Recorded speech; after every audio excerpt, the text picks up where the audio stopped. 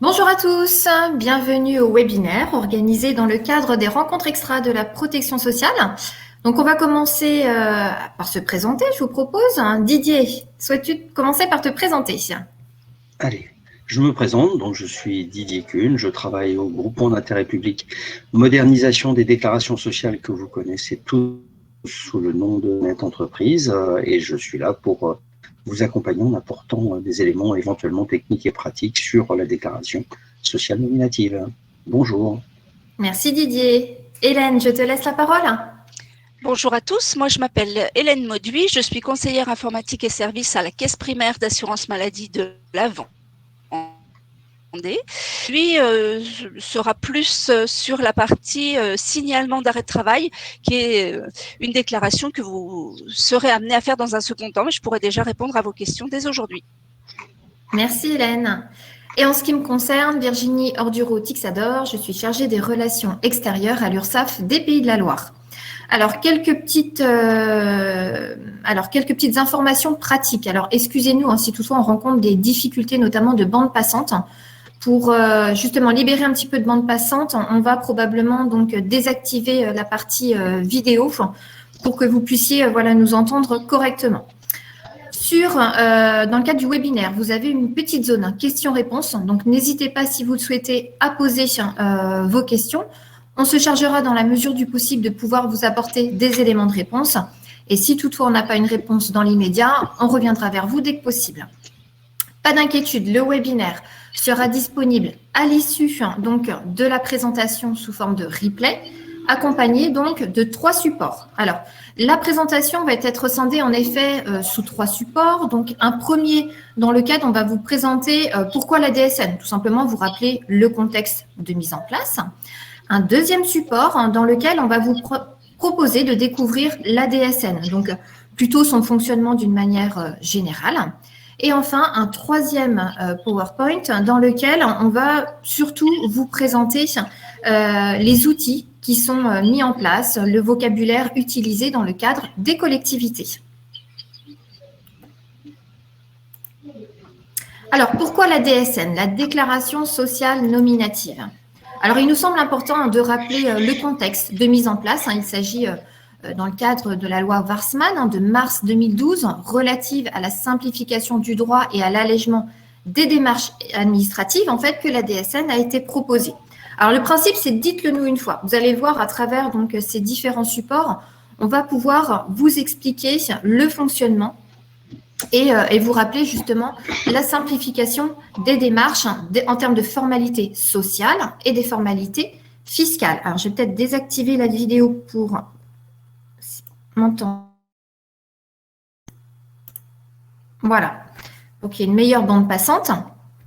Alors, c'est-à-dire que l'employeur va à un moment T générer donc un fichier pour faire bénéficier en fait l'ensemble des organismes de toutes les obligations sociales et fiscales. Alors, un allègement pour les employeurs. Pourquoi? Tout simplement puisque vous aviez en effet un certain nombre de déclarations à effectuer à des dates différentes, des informations répétitives auprès des partenaires. Donc, l'objectif, c'est justement d'alléger toutes ces démarches administratives. Alors, une transmission dématérialisée de données mensuelles, on va y revenir un petit peu plus tard, à travers un flux unique, donc sécurisé. Alors, j'espère que vous m'entendez correctement, parce que je vois qu'il y a quelques coupures. On s'en excuse, on a désactivé justement nos vidéos pour qu'il y ait une meilleure réception. Un prolongement naturel, justement, de ce qui figure sur le bulletin de paye, on va le voir, puisqu'il s'agit bien d'une photo de la paye à un moment T.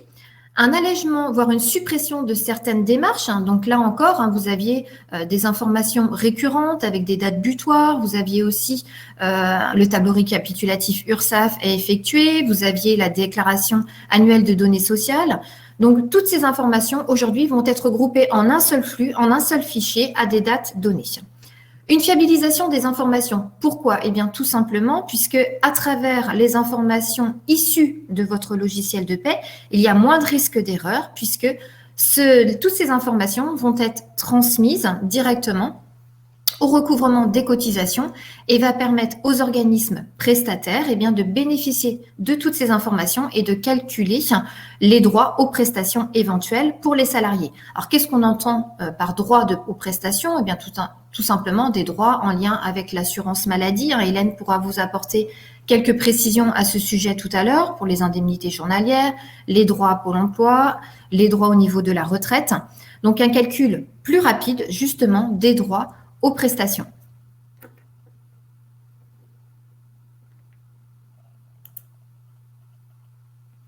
Alors, une mesure portée par les pouvoirs publics. Alors là, je pense que Didier pourra en effet apporter quelques précisions par rapport à cette slide, puisqu'il s'agit d'un travail commun porté par de nombreux partenaires. Didier, tu souhaites apporter des précisions ? Oui, c'est effectivement la mise en place, elle a fait suite à quelque chose auquel certains d'entre vous ont peut-être participé, qui s'appelait les Assises de la simplification en 2011. Et l'idée était de dire il faut que ce soit quelque chose qui ait une valeur obligatoire, qui soit donc porté par le législateur et qui corresponde à une vraie volonté, puisque l'ensemble des organismes de protection sociale, l'ensemble des administrations, qui donc répondent à un processus, le processus dont vous a parlé Virginie, qui est le dites-le nous une fois, c'est-à-dire qu'une donnée qui a été transmise ne peut pas être redemandée, il fallait que tout le monde puisse la lire. Donc il était indispensable que ce soit les pouvoirs publics qui imposent une norme et que cette norme fasse diminuer drastiquement le millefeuille administratif sur lequel se reposait l'ensemble de ces transmissions. On a par exemple, quand vous envoyez un chiffre, quand vous envoyiez, c'est pas facile de marquer le passé, quand vous envoyiez un chiffre à la protection sociale version assurance maladie, le séparateur décimal, c'était la virgule. Mais le même chiffre envoyé à l'assurance retraite, le séparateur décimal, c'était le point.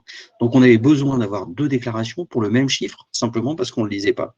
Donc, il fallait vraiment une mesure forte qui impose à tout le monde de travailler avec la même norme et qui fasse qu'en une seule fois, à la sortie de la paye, les éléments soient transmis, que les spécialistes des RH ou les spécialistes de chacun des métiers représentés par les entreprises se concentrent sur leur métier et non pas sur des obligations de transmission administrative de plus en plus complexes. Tellement complexes que finalement on avait parlé de dématérialisation et de simplification, mais en vérité tout le monde en France entendait simplification, cool, on va faire moins. Malheureusement, c'est pas on va faire moins, c'est on va faire autrement. Non seulement autrement, on ne va pas effectivement d'un système déclaratif à un système de contrôle continu, mais avec quand même une particularité importante, c'est qu'en diminuant les interactions humaines entre la saisie de ces données et leur transmission dans les systèmes d'information des organismes de protection sociale, on diminue considérablement le risque.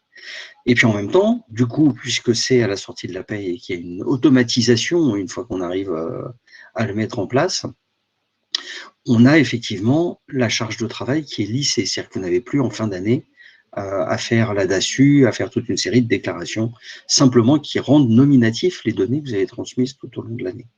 Et du coup, ces fameuses données sont beaucoup plus fiabilisées, elles sont mieux maîtrisées, et on a effectivement des mises à jour beaucoup plus rapides, des droits qui sont mis en place. Alors, dans un premier temps, tout le monde s'est attardé sur le fait que ça pouvait faire diminuer certaines prestations, mais dans l'autre, ce qu'on a oublié de dire, c'est que quand on faisait diminuer les prestations tout de suite, ça voulait dire aussi que derrière, il n'y avait pas de remboursement qui était demandé à chacun, de façon à ce qu'on ait effectivement une sécurisation de ce qui avait été versé au titre des droits pour lesquels les cotisations étaient versées. Donc voilà, c'est vraiment quelque chose qui est porté dans le cadre d'une norme avec des éléments qui ne sont pas moins qu'avant, mais qui sont complètement différents. Et on a l'exemple aujourd'hui, puisque le régime général est déjà en DSN, on a l'exemple d'une diminution de 850 données qui étaient demandées dans toutes les déclarations à moins de 450, et avec effectivement, dans 80% des cas, ce qu'on appelle maintenant la DSN presse-bouton, c'est-à-dire que quand vous faites la paye, avec le paramétrage du logiciel fait et avec peu d'éléments, c'est un cas de paye simple, c'est-à-dire pas d'événements très marquants sur le mois.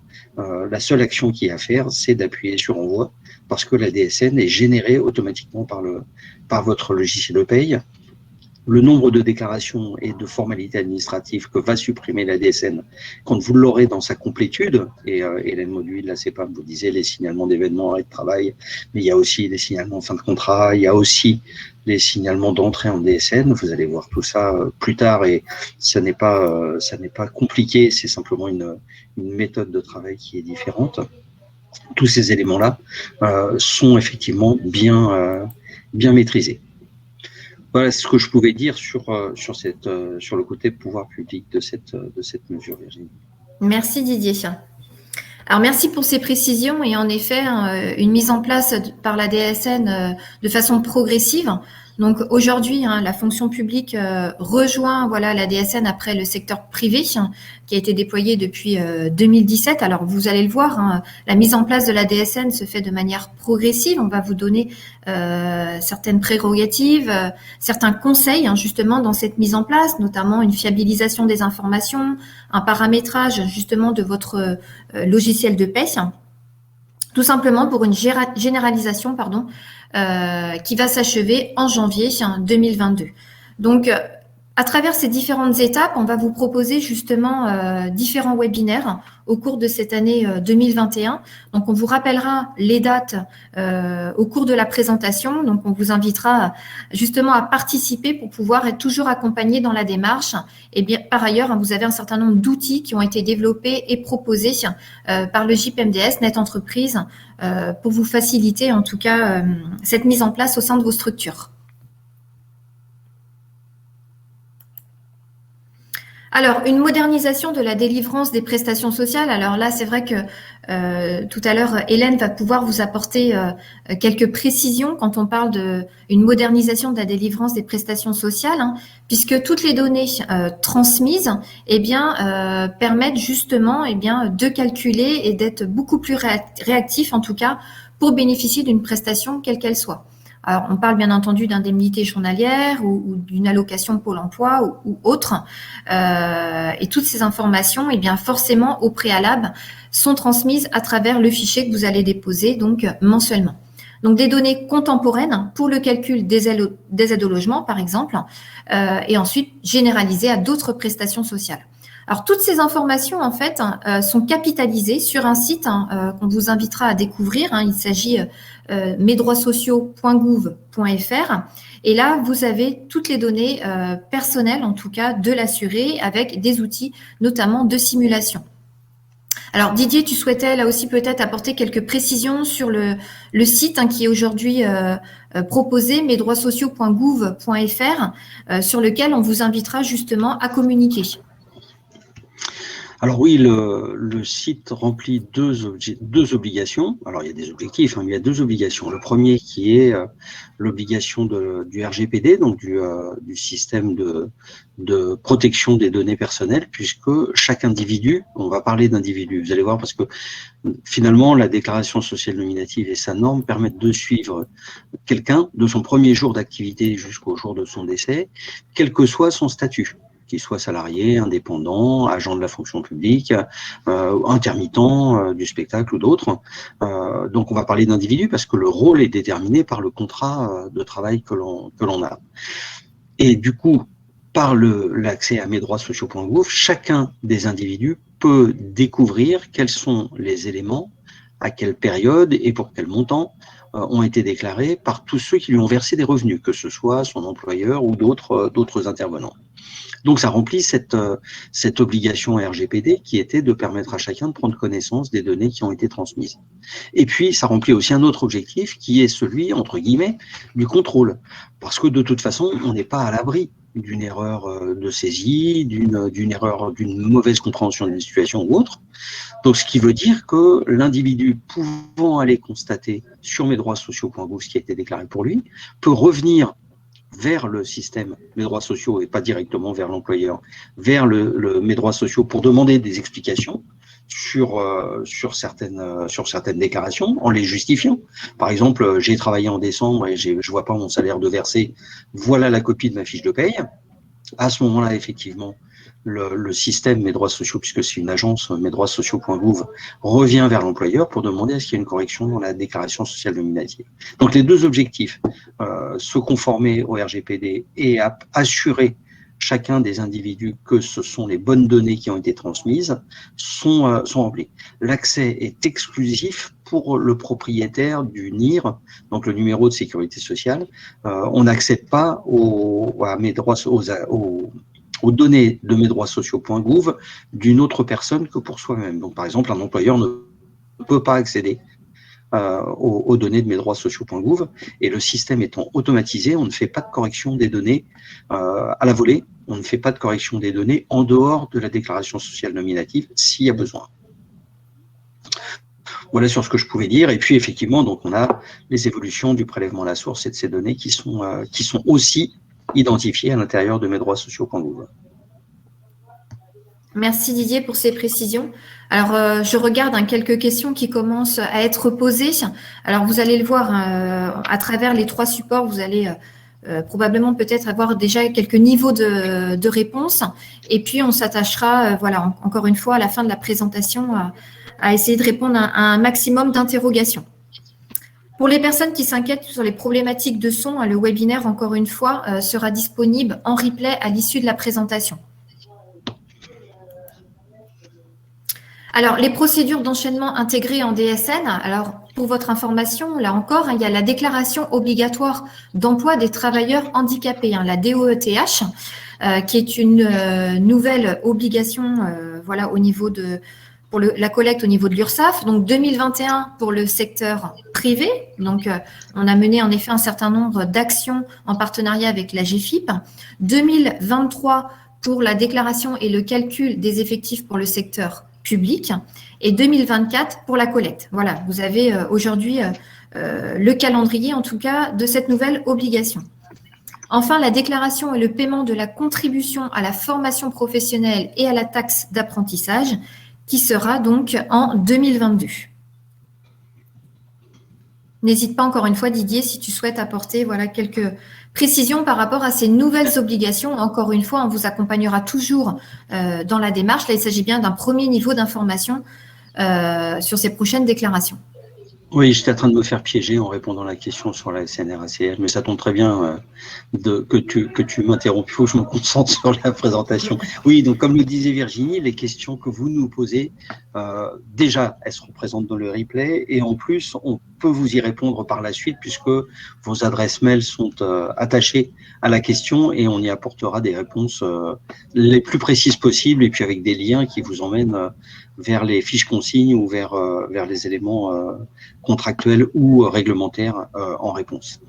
Sur les prochaines procédures, oui, en réalité, il était absolument important que la mise en place de la déclaration sociale nominative, c'est-à-dire d'une seule déclaration pour les remplacer toutes, emporte un maximum de données. Et aujourd'hui, beaucoup de déclarations qui sont faites à côté, en bilatéral ou pour des cas particuliers, demandent à intégrer la DSN et à profiter, à bénéficier de ces données, puisque les données de la DSN sont nominatives et mensuelles, ce qui n'existait pas auparavant, et c'est une grande nouveauté, c'est donc vraiment en continu, en flux, que ces éléments-là sont déclarés. Donc on va effectivement voir approcher la DOETH qui était une déclaration à faire à côté, qui va intégrer la déclaration sociale nominative avec un système de compte rendu métier, ce qu'on appelle les comptes rendus métiers, c'est-à-dire le lien qui remonte depuis les organismes de protection sociale vers vous.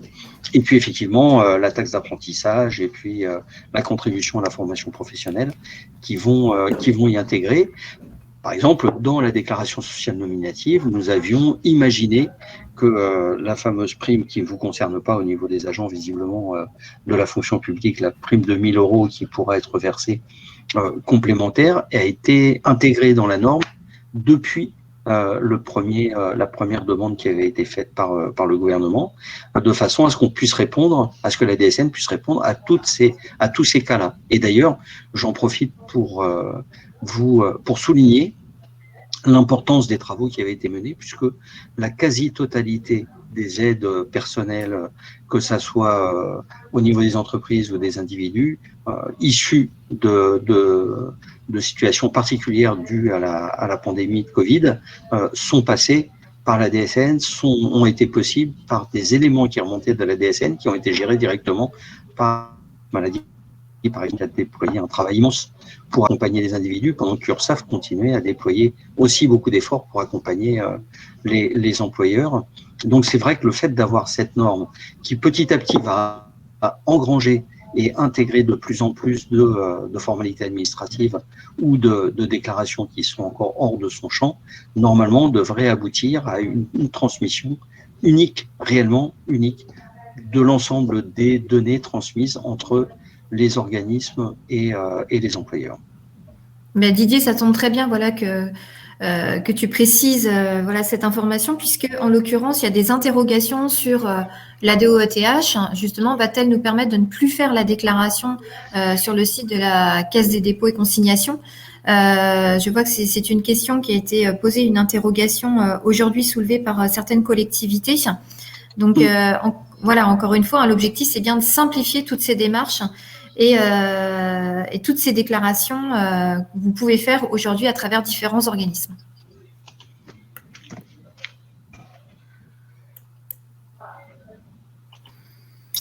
Alors, pourquoi la DSN? Voilà, donc, comme on a pu vous le rappeler, permettre de fiabiliser les déclarations au plus près de leur émission, tout simplement à travers votre logiciel de paie, donc moins de risque d'erreur issus de ce nouveau fichier, dans un système automatisé. Donc là, bien entendu, des éléments de la situation sociale et fiscale, donc des employeurs, des collectivités, des entreprises, nécessaires au calcul des cotisations, et des incohérences détectées pour lesquelles des corrections doivent être apportées. Donc, en effet, vous bénéficierez d'un compte-rendu qu'on vous invitera à lire attentivement pour corriger ces anomalies. Ces anomalies, on va le voir, pourraient être bloquantes ou non bloquantes, et auquel cas, il faudra apporter les corrections nécessaires. Donc, il y a tout un travail de fiabilisation des informations nécessaires à fournir en amont de la mise en place, et bien entendu, d'avoir un travail en fait à mener aussi sur du moyen et du long terme.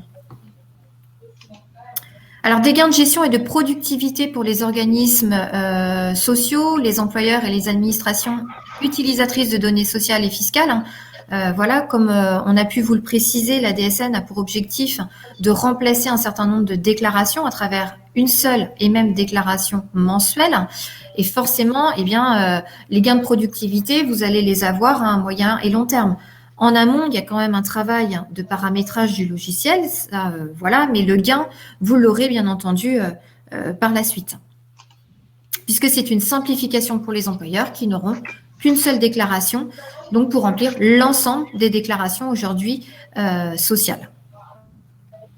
Alors, je prends connaissance en même temps des questions, des interrogations, voilà, vous pouvez vous faire. C'est vrai que c'est énormément d'informations, mais pas d'inquiétude. Encore une fois, on va être là pour vous accompagner toute l'année 2021. Didier, si tu souhaites me compléter à ce niveau, n'hésite pas encore une fois. Oui, non, j'étais en train de. Il y a une question qui me taraudait là, qui est revenue plusieurs fois, et du coup, j'étais en train de vouloir y répondre. Dans la mesure où la déclaration sociale nominative et les autres déclarations n'utilisent pas le même langage, si vous faites deux déclarations, une DSN et une DUX, ou une DSN et une autre déclaration, vous faites un double. Vous êtes en doublon. Et effectivement, je vous invite à prendre contact rapidement avec l'organisme à qui vous l'avez adressé, de façon à vérifier laquelle des deux est prise en compte et à faire écraser la première, celle qui n'était pas due être transmise. Maintenant, il y a quand même un vrai problème derrière cette modification que je souhaite poser tout de suite et vous rassurer tout de suite. C'est une vraie simplification. C'est vraiment quelque chose qui sort de ce que l'on avait l'habitude de faire jusque-là. Quand on parle d'un système automatisé, quand on parle effectivement de EDI, alors échange de données informatisées, API, les échanges de machine en machine ou autres, on a l'impression un peu de perdre la main. Et puis surtout, alors je ne vais pas dévoiler ce qu'Hélène allait dire sur Hélène Mauduit, allait dire de la CEPAM, allait dire sur le signalement d'arrêt de travail, mais c'est une telle simplification par rapport à la DSIJ puisque finalement, il n'y a plus que 3 données à transmettre dedans, que beaucoup d'angoisses naissent dans les services qui font les payes en disant « mais c'est trop simple, il n'y a pas tout, mais enfin, c'est pas possible que je me sois autant embêté avant et qu'aujourd'hui, il n'y ait besoin que de ça. » Si, c'est vrai, c'est une vraie simplification, mais c'est une vraie simplification qui s'appuie sur des données automatiquement transmises tous les mois. Donc, on n'a pas besoin de vous redemander les déclarations que vous avez faites, les chiffres des 3 mois précédents, puisqu'ils sont déjà enregistrés dans le système. Mais c'est vrai que ça crée un doute, une petite angoisse, et que certains ont tendance à vouloir doubler par les procédures anciennes en assurant que c'est fait. Quand vous avez déposé votre DSN, vous avez reçu un compte-rendu métier qui vous disait, une attestation de dépôt qui vous disait « c'est bien passé » et un compte-rendu métier qui vous disait « c'est lisible ». À partir de ce moment-là, vous avez rempli votre obligation. C'est pas forcément aussi précis que ce qu'on attendait ou aussi simple que vous le vouliez. Peut-être qu'il y a des modifications apportées après, mais c'est fait. C'est au moins cet élément, vous devez l'avoir en tête, c'est rassurant. L'obligation déclarative est remplie, les données sont transmises. Maintenant, après, effectivement, il faut que ce soit des données de qualité, qu'elles soient bien faites. Mais c'est vraiment cette petite angoisse qui est due au métier que vous faites et à la compétence technique que vous avez, qui vous fait dire, mais non, c'est pas possible, c'est trop facile, ou ah ben non, il n'y a pas tout dedans, et puis je peux pas. Vous avez un niveau de conscience professionnelle et de responsabilité qui vous fait dire je ne peux pas prendre le risque de planter un de mes collègues ou un de mes agents en ayant une déclaration qui est aussi simple que ça. Habituez-vous à la simplicité, vous allez voir, c'est quelque chose auquel on se fait bien. Et quand on parle de gain de gestion et de productivité pour les organismes, c'est aussi vrai pour les déclarants, mais ça se mesure dans le temps. Vous avez une période d'adaptation, de paramétrage des installations à faire auparavant. Ça se passe super bien pour 98% des cas. C'est énorme, 98% des cas. Ce changement est tellement gros qu'on a du mal à croire que c'est 98% des déclarants pour qui ça se passe très bien. Et les 2% qui restent, il y en a extrêmement peu qui ne peuvent pas corriger dans la DSN qui suit et pour lesquels le problème perdure. Donc c'est vraiment, vous êtes bien obligé de me croire sur ma bonne foi, et comme j'ai pas la caméra, vous voyez pas ma tête qui assure ça aussi. C'est vraiment une évolution qui permet de fiabiliser, de simplifier et de non pas rentabiliser, mais peut-être même industrialiser les éléments pour vous concentrer exclusivement sur les événements particuliers. Et vous avez compris que je suis passionné, donc je pourrais y passer des heures, donc je préfère laisser la parole à Virginie, sinon je vais vous… Je vais me permettre de compléter. Oui. Donc moi, je suis Hélène de la caisse primaire. Nous serons amenés à échanger avec vous, les collectivités, dans un second temps, quand vous serez amenés à faire des déclarations, des signalements pour vos arrêts de travail. Moi, quand on parle d'événements, je suis plus spécialisée dans l'arrêt de travail puisque c'est effectivement mon quotidien. Mais Didier et Virginie l'ont rappelé tout à l'heure, les événements, ça concerne aussi les fins de contrat et ces choses-là. Et effectivement, c'est simple, notamment, on reviendra dessus tout à l'heure, lorsque vous aurez à déclarer un arrêt, c'est simple, à condition qu'effectivement, tout le travail en amont de paramétrage et de bonne compréhension des différents types de contrats que vous avez à gérer soit bien fait et bien paramétré dans l'envoi des DSN mensuels. Et une fois que ça, c'est bien fait, le signalement et l'arrêt en lui-même, c'est hyper simple. Merci Hélène, voilà, pour ces précisions. Alors je vois quelques inquiétudes, j'en prends connaissance en même temps dans la zone questions-réponses. On va essayer pouvoir vous apporter quelques précisions, parfois des difficultés avec vos éditeurs. Je peux constater où trouver l'information. Donc on va y venir dans le cadre de la présentation des futurs supports. Alors, on a terminé la première présentation, donc qui était destinée à pourquoi la DSN, donc rappeler justement le contexte. Et à travers donc le second support, on va pouvoir apporter des explications sur le fonctionnement de la déclaration sociale nominative. Eh bien voilà. Alors, je ne sais pas si tu as eu l'occasion, Didier, de regarder les questions qui ont pu être posées sur la droite, mais on va y venir un petit peu plus tard, des interrogations avec Passereau, par ailleurs, avec des difficultés de paramétrage avec les éditeurs. Donc, je pense que tu pourras en effet apporter quelques précisions tout à l'heure. Oui, pas de doute dessus. Juste une question à laquelle je voulais répondre parce que ça correspondait effectivement au premier support. Combien de temps est-ce qu'il faut se mettre en ordre de marche avant pour être assuré? J'allais vous dire les fameuses réponses qu'on fait toujours, mais on va s'en passer. Vous avez la possibilité de faire des DSN de test le plus tôt possible et être rassuré, sachant que de toute façon, vous ne pouvez démarrer la DSN qu'au 1er janvier. Donc, ce sera au 1er janvier 2022 si vous n'y êtes pas encore.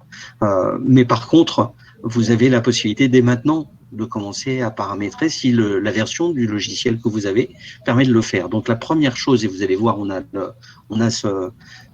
les petits schémas avec les étapes à remplir qui se met en place, mais la réponse est vraiment au plus tôt, parce qu'au plus tôt, vous serez rassuré sur les capacités à gérer justement ce flux de données de qualité, et mieux ce sera. Vous posez la question, il y a une dame qui pose une question en parlant de 9 fiches de paye. J'allais vous dire, si c'est un plan de paye simple, ça peut être 90 fiches de paye, ça va être très simple. Si c'est un plan de paye compliqué, avec des gens qui ont des statuts et des situations extrêmement complexes qui se rajoutent, même avec 5 payes, ça peut vous prendre du temps à faire le paramétrage au départ. Le plus long, c'est vraiment le paramétrage, donc c'est vraiment de se mettre en condition de vérifier à partir de quel SIRET on part, sur quel NIR on fera les salariés. Voilà, ce sont des éléments de fiabilisation des données au départ qui vont être qu'il est utile de mettre en place le plus tôt possible. Vous pouvez le faire alors que vous n'êtes pas encore en DSN. Vous n'avez pas besoin d'être en DSN pour fiabiliser les données que vous utiliserez plus tard. Ça, c'était une chose importante. Merci Didier. Alors, découvrir la DSN, donc son fonctionnement, donc comme on a pu… Alors, j'entends en effet quelques bruits de fond, je ne sais pas d'où ça vient. Alors, la DSN est bien un projet commun, donc qui a été construit avec l'ensemble des acteurs. On a pu voilà, vous apporter déjà quelques éléments à ce sujet. Donc, bien entendu, le JPMDS, représenté aujourd'hui par Didier Kuhn, le groupement d'intérêt public pour la modernisation des déclarations sociales, qui a été chargé d'organiser justement la mutualisation de tous les moyens dans le cadre de cette mise en place, avec notamment tous les organismes concernés par cette nouvelle obligation. Alors, il y a un certain nombre de travaux qui ont été menés ces dernières années, voilà, des travaux menés en étroite collaboration, bien entendu, avec les organismes, avec les éditeurs, avec des représentants, voilà, des employeurs et des comptables pour pouvoir répondre en tout cas à toutes les interrogations et répondre au cahier des charges et des demandes de chacun.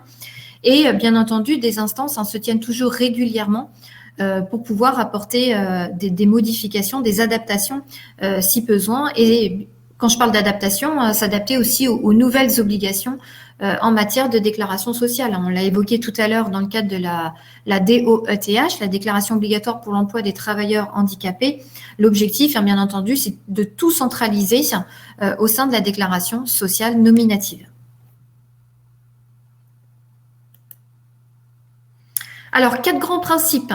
Alors, il s'agit de la dernière étape du traitement de la paye. Eh bien oui, puisque vous réalisez votre paye et l'objectif, c'est d'avoir un reflet à un moment T de la situation de l'agent. Quand on parle de photographie, c'est tout à fait ça. Il s'agit bien d'un sous-produit de la paye qui doit être obligatoirement généré par un logiciel de paie compatible. Donc là, vous pourrez directement bénéficier de la liste des logiciels de paie compatibles.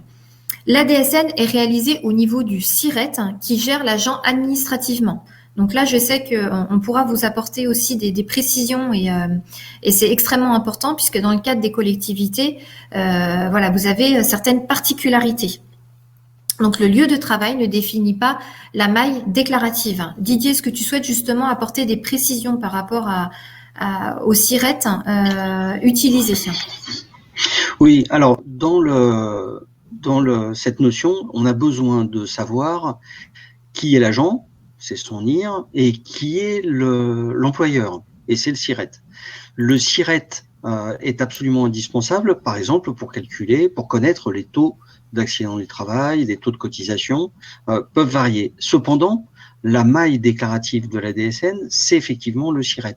Mais dans une commune ou dans une collectivité territoriale ou dans une supra-collectivité territoriale, on peut avoir plusieurs SIRET mais néanmoins faire une seule DSN en choisissant quel est le SIRET qui fera les déclarations pour tous. Généralement, c'est celui qui gère l'agent administratif, c'est ce qu'on a remarqué dans les premières entrées, avec une particularité, c'est qu'il est absolument indispensable de vérifier que le SIRET qui vous paraît naturellement le plus utilisable est déjà connu auprès de l'URSSAF comme un cotisant.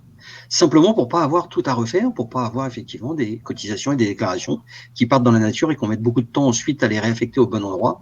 Donc, dans le travail préalable dont je vous parlais, il y avait effectivement de valider que le système de SIRET sur lequel nous avons avancé seront systématiquement mis en place en accord et en discussion avec l'URSSAF. Mais en même temps, effectivement, si on est affecté aux espaces verts d'une commune et qu'il y a un SIRET sur les espaces verts, c'est pas pour ça que la DSN sera faite pour le SIRET des espaces verts ou pour le SIRET de la ville. On peut décider que c'est le SIRET de l'hôtel de ville ou du service RH qui sera retenu. Et à ce moment-là, il faut vérifier effectivement que l'ensemble des agents sont identifiés à l'intérieur de ce SIRET déclaratif. C'est un petit changement, j'allais dire philosophique.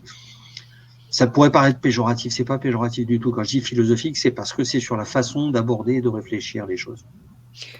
Et en complément de cette information, parce qu'il y a quelques questions dans le chat sur ce sujet-là, il faudra, avant de démarrer, déterminer le qui fait quoi.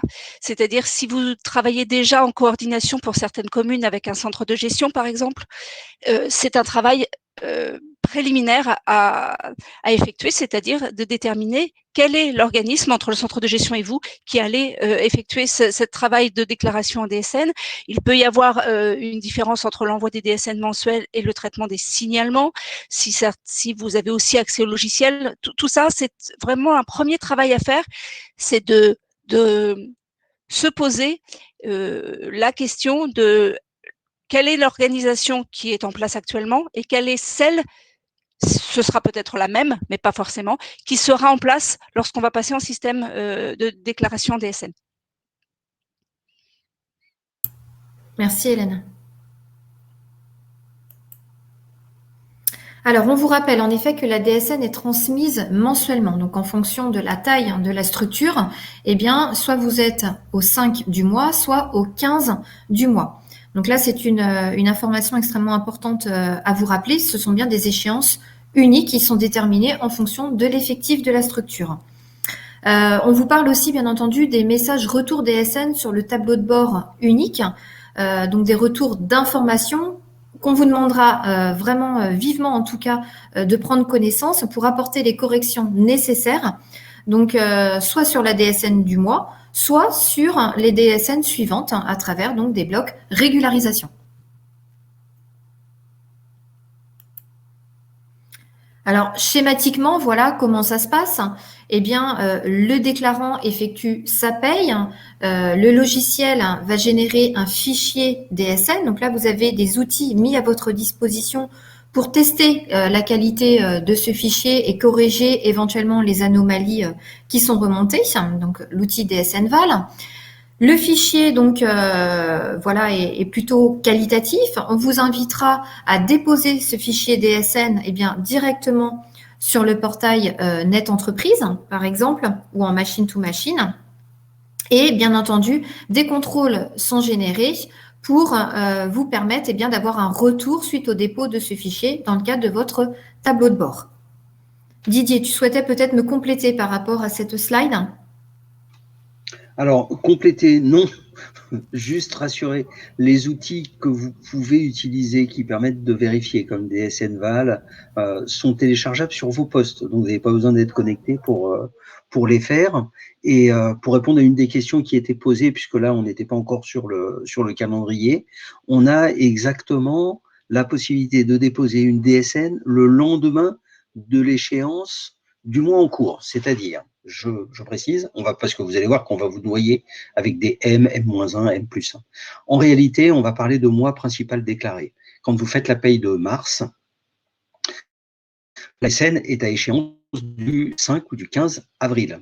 il faut bien que la paye soit finie, que le mois soit passé, pour que la DSN soit envoyée.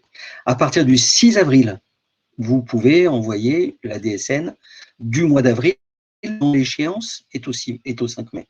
Donc, le lendemain de l'échéance du mois en cours, vous pouvez déposer la DSN du mois suivant, sachant que si c'est un plan de paye simple, la DSN peut facilement être faite. Et s'il y a des changements qui interviennent pendant le mois que vous avez, entre guillemets, déclaré par anticipation, jusqu'à l'échéance de ce mois-là, vous pouvez faire des annulés en place.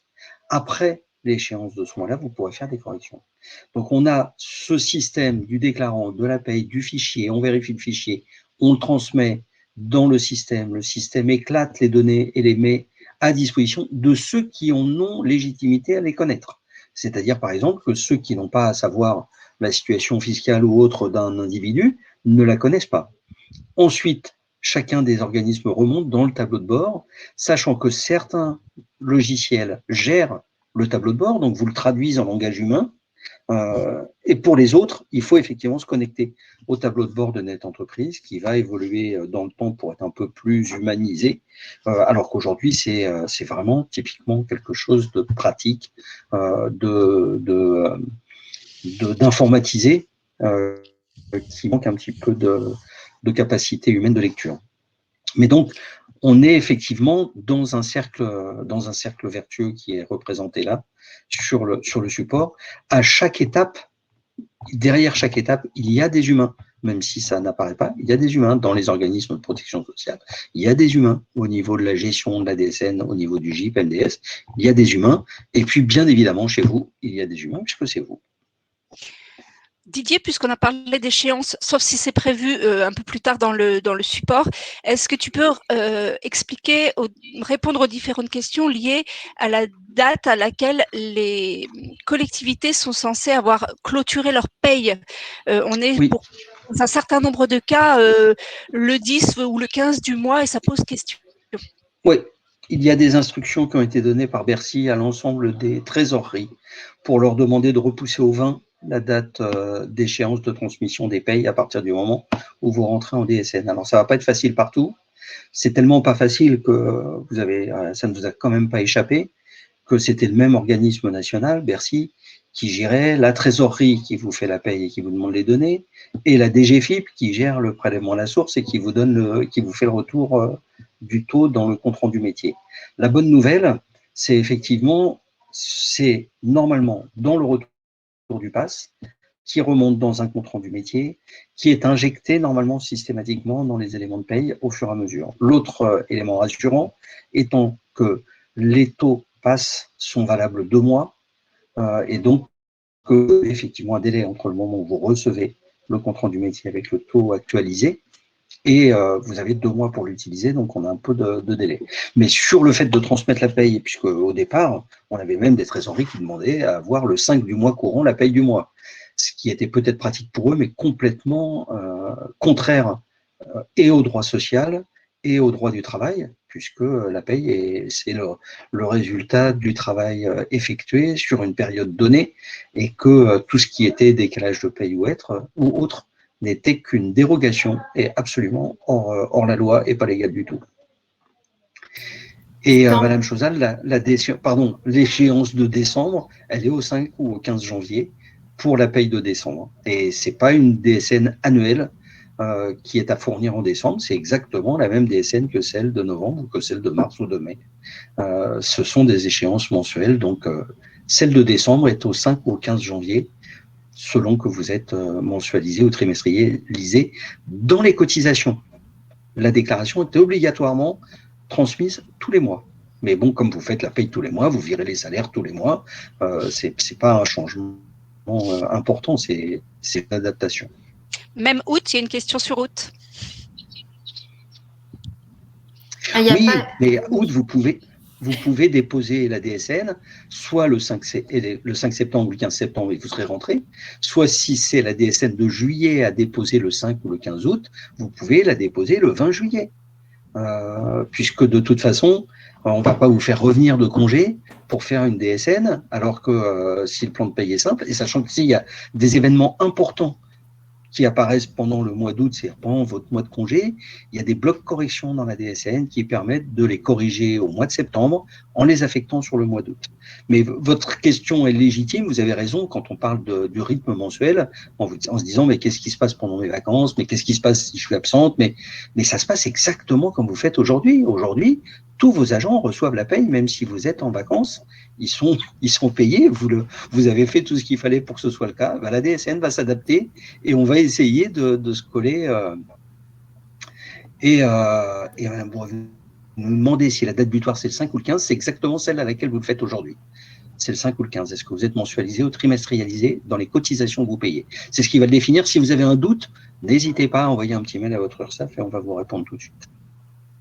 Merci Didier pour ces précisions et je pense aussi à une précision que tu as pu apporter sur les comptes rendus métiers pour le taux passereau, puisque un certain nombre de collectivités regrettent de le recevoir tardivement. Voilà, et tu as su apporter des précisions, notamment sur la validité de ce taux pendant 2 mois. Et surtout, excuse-moi Virginie, ne restez pas bloqués sur ce qui s'est passé le dernier trimestre. Il y a eu au niveau de la DGFiP des problèmes de transmission par Topaz et effectivement, ils ne répondaient pas alors qu'ils s'engagent à répondre normalement sous 48 heures en Topaz et ce n'était pas le cas. Donc, restez vraiment, ayez en tête que la contemporanéité de la déclaration et la contemporanéité du pass doivent coller. Et pour éviter justement qu'il y ait ce problème, la validité d'un taux pass étant de 2 mois, celui de février est valable jusqu'à la DSN d'avril, déposé le 5 mai. Donc en réalité, même s'il y avait un défaut de transmission d'un taux une fois, c'est toujours le cas. Alors Didier, est-ce que tu aurais la possibilité de répéter ton exemple avec les échéances, s'il te plaît, puisque apparemment il y a eu des micro-coupures et pardon. Voilà, il n'y a pas eu l'intégralité de l'information. Alors, les échéances, vous avez la possibilité, donc vous devez déposer une déclaration sociale nominative tous les mois, soit le 5, soit le 15, c'est déjà fonction de la date, la période à laquelle vous payez les cotisations. Si vous êtes trimestrialisé pour les cotisations, vous êtes au 15, si vous êtes mensualisé, vous êtes au 5. La norme, la loi impose que tout le monde soit au 5 et que tout le monde soit mensualisé. Par contre, si vous étiez déjà sur une échéance au 15, vous pouvez demander à votre URSSAF de rester au 15 et même si vous faites une DSN tous les mois, vous ne payerez les cotisations que tous les trimestres. Pour le dépôt de la DSN, vous pouvez la faire le premier jour qui suit l'échéance en cours. C'est-à-dire que pendant le mois d'avril, la DSN que l'on dépose en avril le 5 ou le 15, c'est la DSN du mois de mars. Ça correspond à la paye du mois de mars. On la dépose le 5 avril. Eh bien, vous pourrez déposer la DSN du mois d'avril à partir du 6 avril, puisque celle de mars a été déposée le 5, avec en date d'échéance le 5 mai. Donc en réalité, le lendemain de l'échéance de la DSN qui est attendue, vous pouvez déjà déposer la DSN suivante. Et c'est pour ça que je suis surpris, Madame Zaïd, que vous disiez que vous vouliez faire une DSN avant le 25 en disant que c'était trop tôt, parce que ça vaudra le coup qu'on se parle en direct pour savoir exactement de quel élément vous parlez, ce qui vous a été répondu, parce que normalement, ça n'est pas possible. Mais je vous rassure tout de suite, on est aussi habitué à ce que ce qui n'était pas possible se produise quand même, parce que erreur humaine, parce que erreur chez nous, parce que micro-coupure électrique, malheureusement, comme vous pouvez avoir au niveau du son avec moi, après tout est possible, sachant que c'est simplement ce qui se met en place. Donc, n'hésitez pas à revenir vers nous avec des éléments un peu plus précis de façon à ce qu'on puisse répondre, parce que normalement, alors le dépôt du 6 avril, alors je vais reprendre autrement plutôt que de donner des dates. La paye de mars est attendue en DSN le 5 avril. La paye d'avril est attendue en DSN le 5 mai. Mais on peut déposer la paye d'avril qui est attendue le 5 mai à partir du 6 avril, c'est-à-dire le lendemain de l'échéance de la DSN précédente. En réalité, le mois principal déclaré, c'est le mois d'avant. L'échéance, c'est le 5 ou le 15 du mois en cours. J'essaye d'être le plus Oui, et Madame Guichetot qui dit qu'elle a eu le même problème. Ah, la déclaration de janvier déposée avant le 25 janvier. Ouais, c'est une autre colle. Alors là, je ne sais pas pourquoi on vous aurait répondu ça, parce que la DSN de janvier, elle est attendue effectivement au 5 février, mais vous pouvez la déposer à partir du 6 janvier. Comme c'est la première, si c'était la première, peut-être qu'effectivement, c'était un problème de dépôt de la première DSN, mais si vous étiez en DSN en 2020, il n'y a aucune raison que ça vous ait été retourné, il doit y avoir autre chose. Hein. Ah, c'était la première, bon d'accord. Merci. Alors, il y a une autre donnée, pardon, excuse-moi Virginie, qui peut répondre aussi à ce que vous dites, c'est qu'on utilise un millésime de la norme. On utilise, par exemple, en 2021, on s'attend à ce qu'il y ait la norme 2021, sauf qu'à partir, et là je vais vous noyer, à partir de septembre 2021, on commence à utiliser la norme 2022, celle qui sera obligatoire à partir du 1er janvier, parce qu'on doit vérifier effectivement que ça ne pousse pas. Alors si ça se trouve, dans le cadre d'une première DSN, on avait vraiment besoin qu'elle soit sur la nouvelle norme, et on avait besoin d'avoir passé le 1er janvier pour pouvoir la recevoir.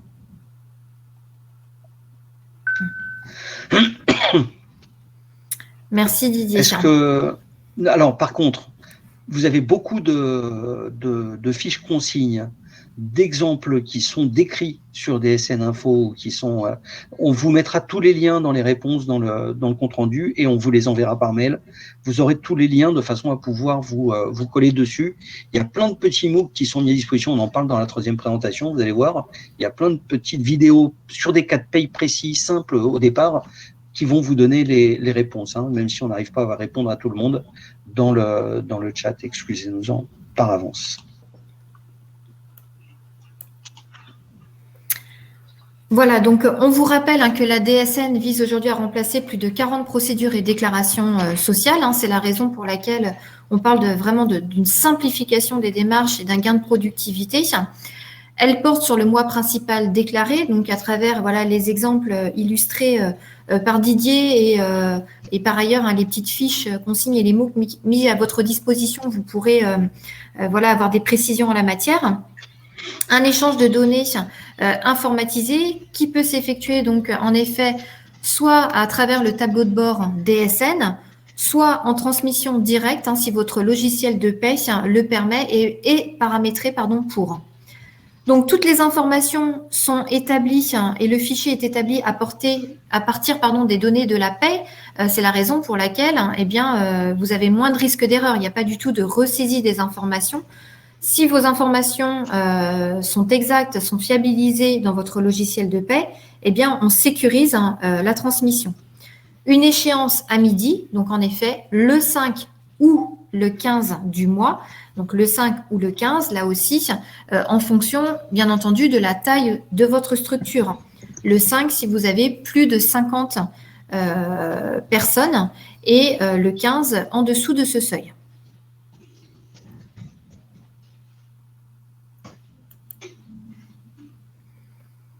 Alors, la DSN repose sur la transmission de 2 types de données.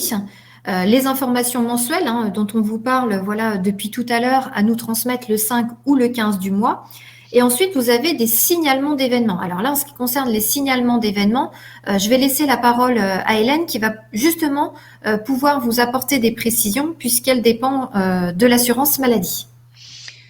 Voilà, donc je vais vous parler très brièvement du deuxième dans l'ordre de la slide, qui est le signalement de fin de contrat, qui va vous permettre d'adresser à Pôle emploi les éléments pour la prise en charge de la personne qui ne travaille plus pour vous et dans la suite de ces démarches.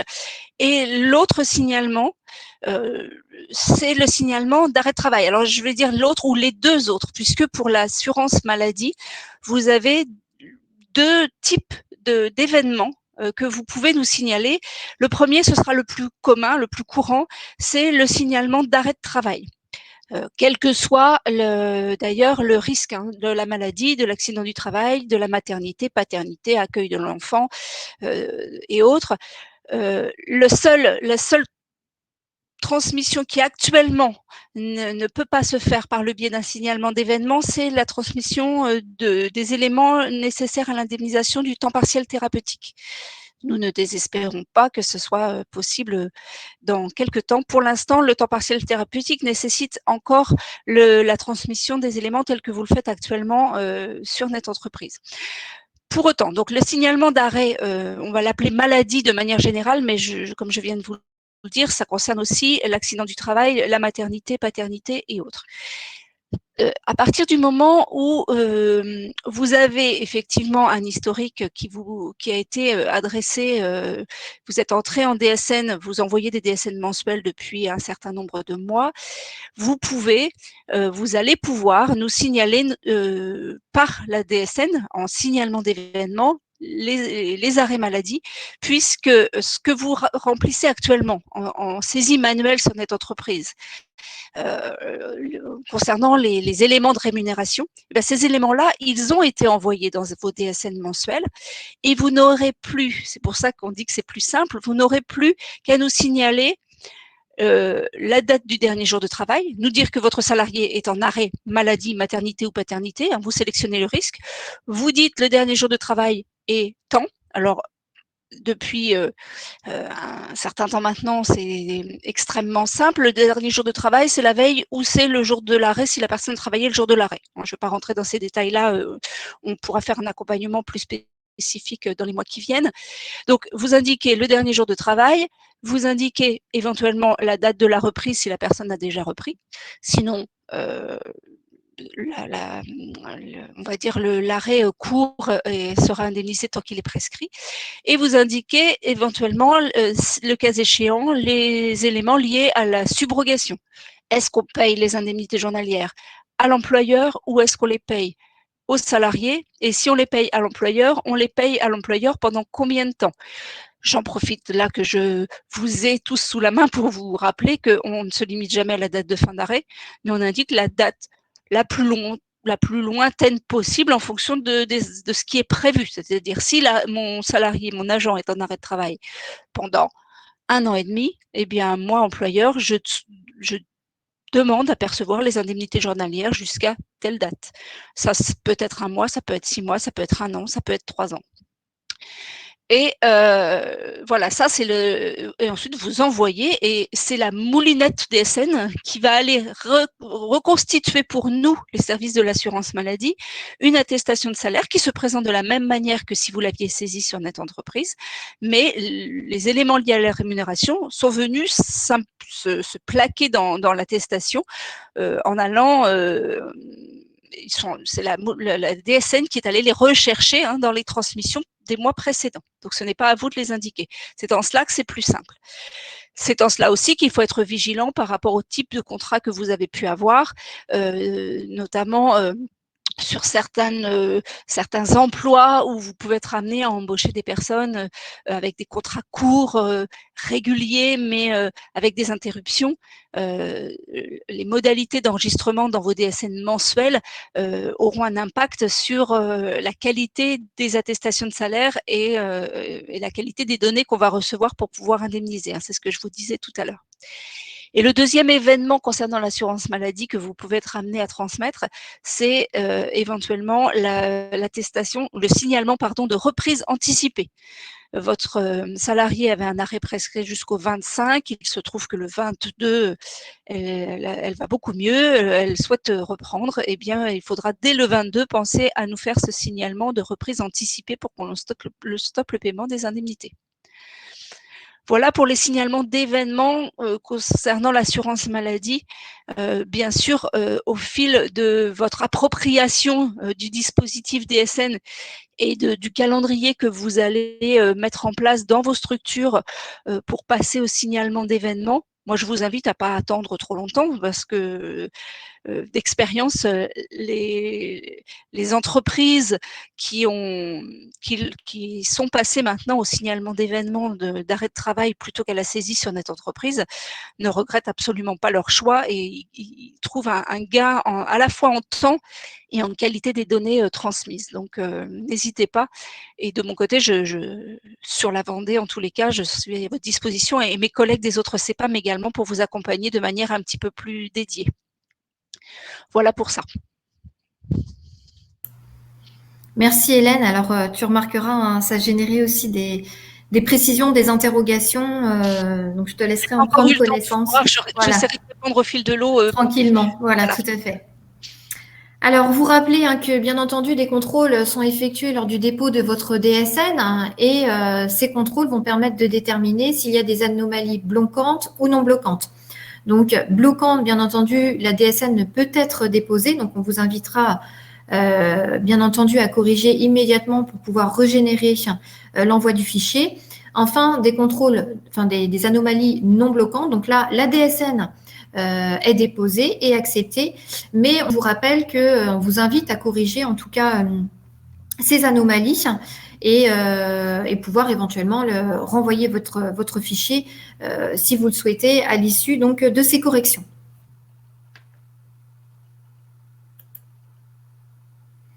Alors, au niveau donc de la fonction publique, il y a certaines particularités. Donc, ces particularités ont été intégrées justement à la norme DSN pour tenir compte de ces spécificités. Alors, en termes de spécificité, bien entendu, on a la notion de contrat qui apparaît, la déclaration des quotités de travail qu'il peut y avoir entre fonctionnaires et contractuels, et la gestion éventuelle donc des détachements. Là aussi, Didier, si tu souhaites apporter des précisions sur ces spécificités, Oui, n'hésite pas. oui, je veux bien apporter des précisions, mais quand je vois les questions qui sont en train de tomber, simplement quand on a parlé de signalement d'événements, j'ai peur. Mais non, vous inquiétez pas. Tous les éléments que vous avez aujourd'hui dans les habitudes de paye sont pris en compte au niveau de la DSN. Vous avez la chance, vous allez rentrer au 1er janvier 2022 pour la majorité d'entre vous. Pour certains, vous y êtes déjà. Mais pour la majorité d'entre vous, vous allez bénéficier de tout ce qu'on aura appris entre 2019 et 2022 pour permettre une entrée en paye la plus simple possible. Beaucoup des questions que vous posez vont trouver des réponses dans le support, dans le 3e support que l'on va vous présenter tout à l'heure, pour lequel vous pouvez télécharger les PDF. Et dans les PDF, les liens sont actifs. Donc toutes les fiches consignes, tous ces éléments-là, vous allez pouvoir y accéder de façon très simple. Partez du principe que la déclaration sociale nominative ne change rien à la périodicité de paiement des cotisations, ne change rien aux méthodologies de paiement des salaires. Petit rappel simplement, la DSN s'appuie sur 2 droits, le droit social et le droit du travail.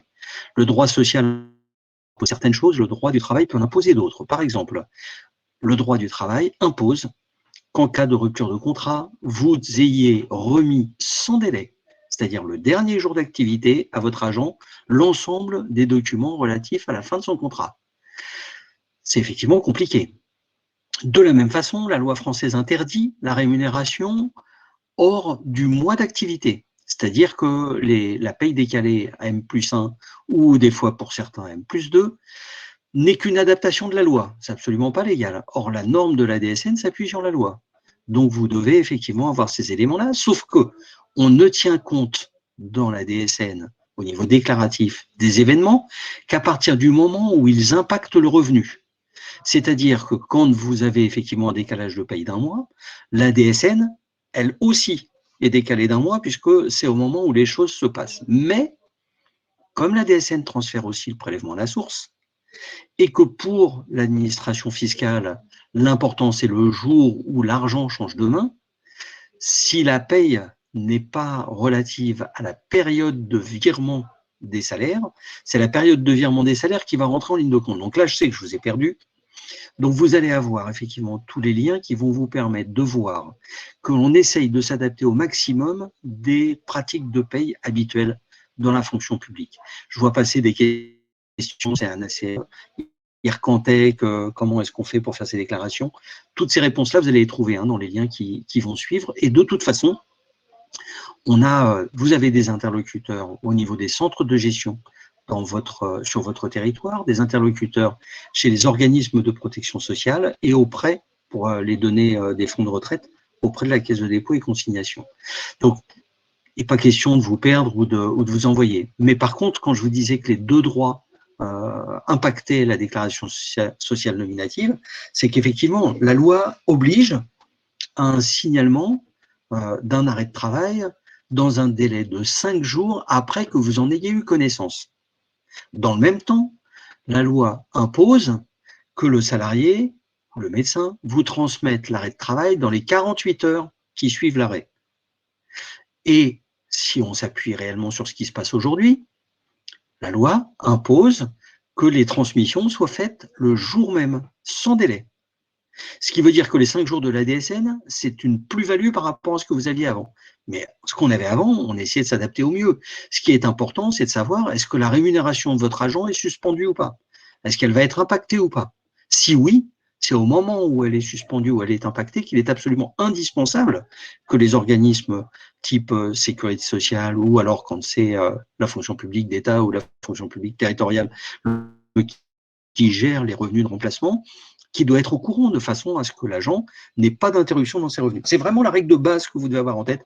À quel moment est-ce que le revenu de l'agent, de mon collègue, est impacté?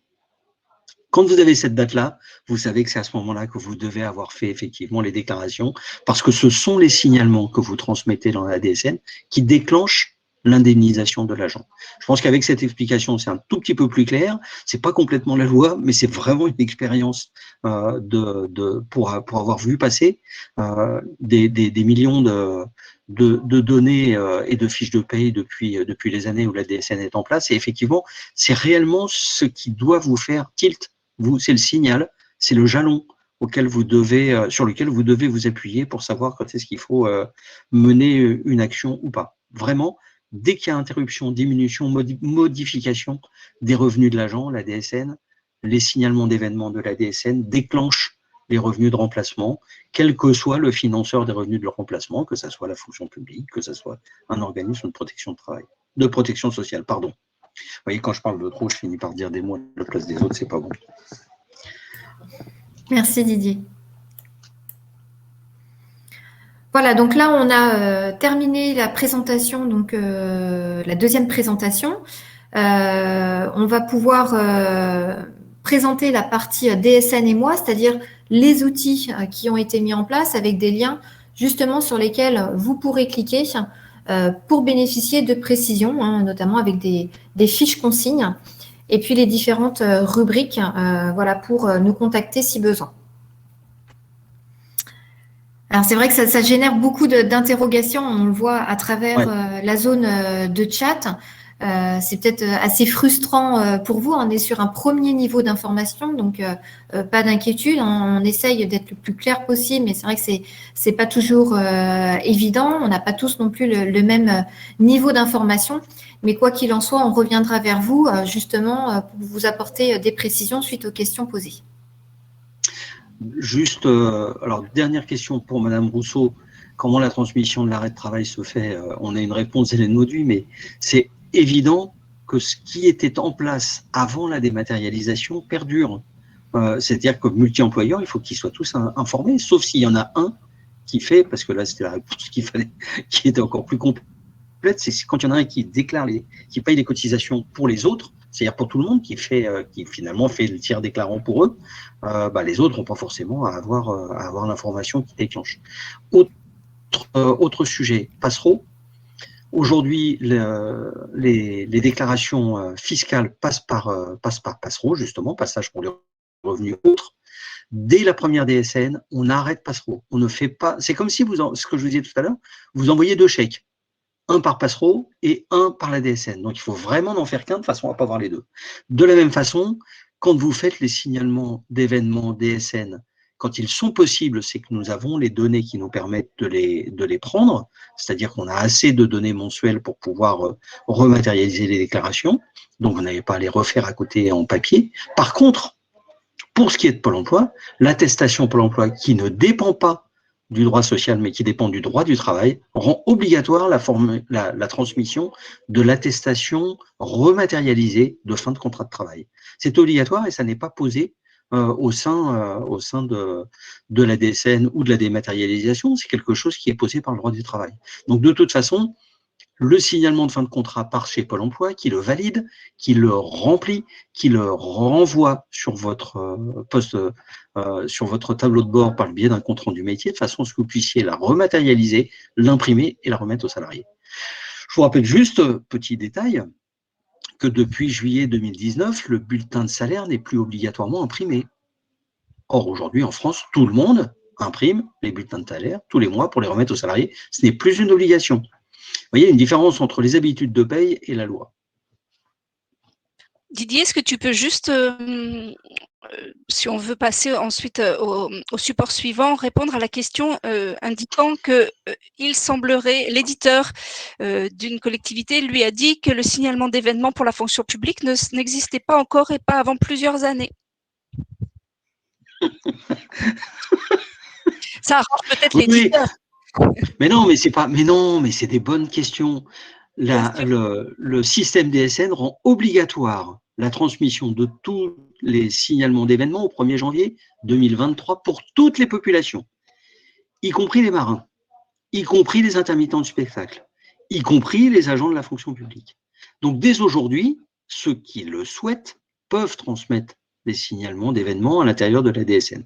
Mais comme ce n'est pas une obligation, certains éditeurs ne l'ont pas prévu, ne l'ont pas installé, et effectivement ne l'installeront que plus tard. Donc dans plusieurs années, oui, il n'a pas tort, c'est obligatoire au 1er janvier 2023, c'est-à-dire qu'il vous reste à peine 1 an et demi pour y passer obligatoirement. Maintenant, quand vous allez voir comment se présente un signalement d'événement d'arrêt de travail par rapport à la DSIJ que vous faites à côté à la main et que vous devez remplir et aller rechercher les salaires et les machins, vous allez vite comprendre que c'est vraiment intéressant de passer par le signalement d'événement en DSN. Mais cependant, il y a 2 conditions. La première, effectivement, que votre éditeur l'ait prévu, l'installe dans le paramétrage, et certains ont trouvé que c'était un peu compliqué, donc ils ne le faisaient pas puisqu'on ne leur avait pas tapé dessus avec la loi en disant que c'est obligatoire. Et la seconde, c'est qu'il y ait suffisamment de transmission de données mensuelles, donc du flux mensuel de DSN, pour pouvoir se substituer à la DSIJ. Donc voilà, je rigolais au début parce que je suis désolé, hein, c'est une question qui revient régulièrement sur le sujet. L'éditeur n'a pas tort en disant c'est pas obligatoire aujourd'hui. Il est un petit peu bidon quand il vous dit ça sera que dans quelques années parce qu'il joue sur les mots. Maintenant, plutôt vous basculerez sur une DSN complète et avec effectivement ces modalités, même avant même qu'elles ne soient obligatoires, plutôt vous serez déchargé. Et je vous dis, c'est le signalement, alors je le dénonce, hein, Hélène, je te grille tout de suite, le signalement d'arrêt de travail qui remplace les DSIJ, c'est le SIRET concerné, le NIR concerné, la date de début de l'arrêt et la date prévisible de fin d'arrêt. 4 données.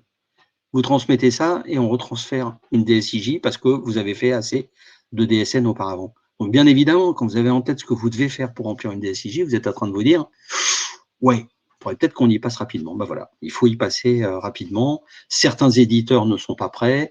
Certains éditeurs pensent qu'il est plus utile de vous faire basculer sur la nouvelle norme, c'est-à-dire Neodes, exclusivement pour les flux mensuels.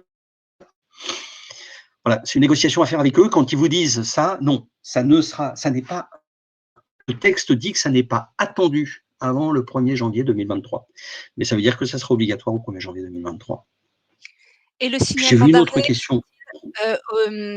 concerne-t-il également les agents de la CNRACL? Puisqu'actuellement, ils ne font Alors, pas dans les. Non. Mais non, on conserve les mêmes conditions que celles qui sont en place aujourd'hui. On dématérialise et on simplifie le transfert d'informations dans certains cas. Certaines particularités vont rester en place pendant quelques temps. D'autres sont appelées à rester entièrement, comme j'ai vu qu'il y avait une question pour le RAF. Effectivement, il y a des questions qui sont posées dessus. Certaines déclarations bilatérales qui emportent des données autres que les éléments de paye, donc qui ne peuvent pas être substituées par la DSN, dans un premier temps, ne seront pas substituées par la DSN. Et puis j'en avais vu une autre. Oui, la fin de contrat de travail unique. Le FCTU démarre en ce moment dans son intégration dans la déclaration sociale nominative à partir du 1er janvier 2022. On ne fera plus que du fin de contrat de travail unique, quelle que soit la situation du salarié. On va remplacer le FCT, le fin de contrat de travail aujourd'hui, le signalement de fin de contrat aujourd'hui, l'attestation que vous faites aujourd'hui à côté, même en dématérialisé, sera supprimée.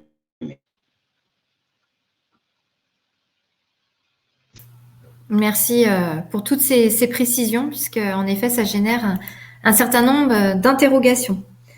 Donc, la DSN et moi, donc la page du site Net Entreprise, hein, vous pourrez remarquer qu'elle a été entièrement revue et vous avez la possibilité de cliquer sur un onglet, en tout cas, dédié à la fonction publique. Hein. Donc, là aussi, hein, le lien fonctionne et vous pourrez y accéder directement. Donc, cette page regroupe justement toutes les informations essentielles, notamment avec le vocabulaire adapté à votre secteur, hein, le secteur public, et la base de connaissances hein, qui centralise toutes les fiches consignes qui sont actualisées régulièrement, donc les fiches consignes relatives à la DSN. Donc on retrouve, hein, c'est mentionné, une quarantaine aujourd'hui de fiches spécifiques à la fonction publique. Alors, il y avait certaines personnes qui avaient des difficultés d'accès hein, sur Net Entreprise. Donc là aussi, n'hésitez pas à revenir vers nous. Hein. On a aujourd'hui des experts hein, justement dans l'assistance qui pourront éventuellement résoudre les problématiques que vous rencontrez aujourd'hui. Alors là aussi, un lien qui vous permettra d'accéder au guide de démarrage spécifique de la fonction publique. Donc, qui reprend de manière détaillée hein, la présentation d'aujourd'hui, donc les grands principes de la DSN, les étapes pour un bon démarrage. Donc là, on vous rappelle hein, que, bien entendu, un paramétrage du logiciel est impératif, une fiabilisation de toutes les informations qui sont aujourd'hui issues de votre logiciel de paie, qui seront transmises à travers ce fichier mensuel, et des éléments donc d'accompagnement sont également mis à votre disposition.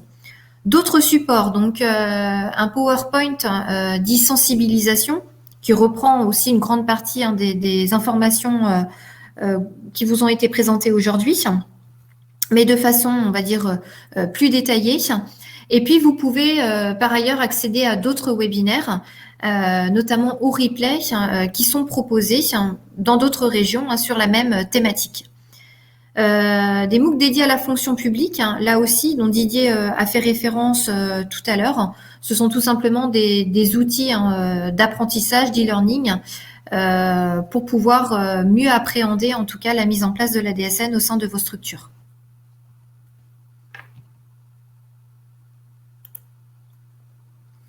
Alors, tout à l'heure, on a déjà pu l'évoquer, mais c'est vrai qu'il y a un certain nombre de particularités, notamment au niveau des termes que nous pouvons utiliser, qui répondent aujourd'hui à la norme DSN, mais qui sont utilisés dans le secteur privé.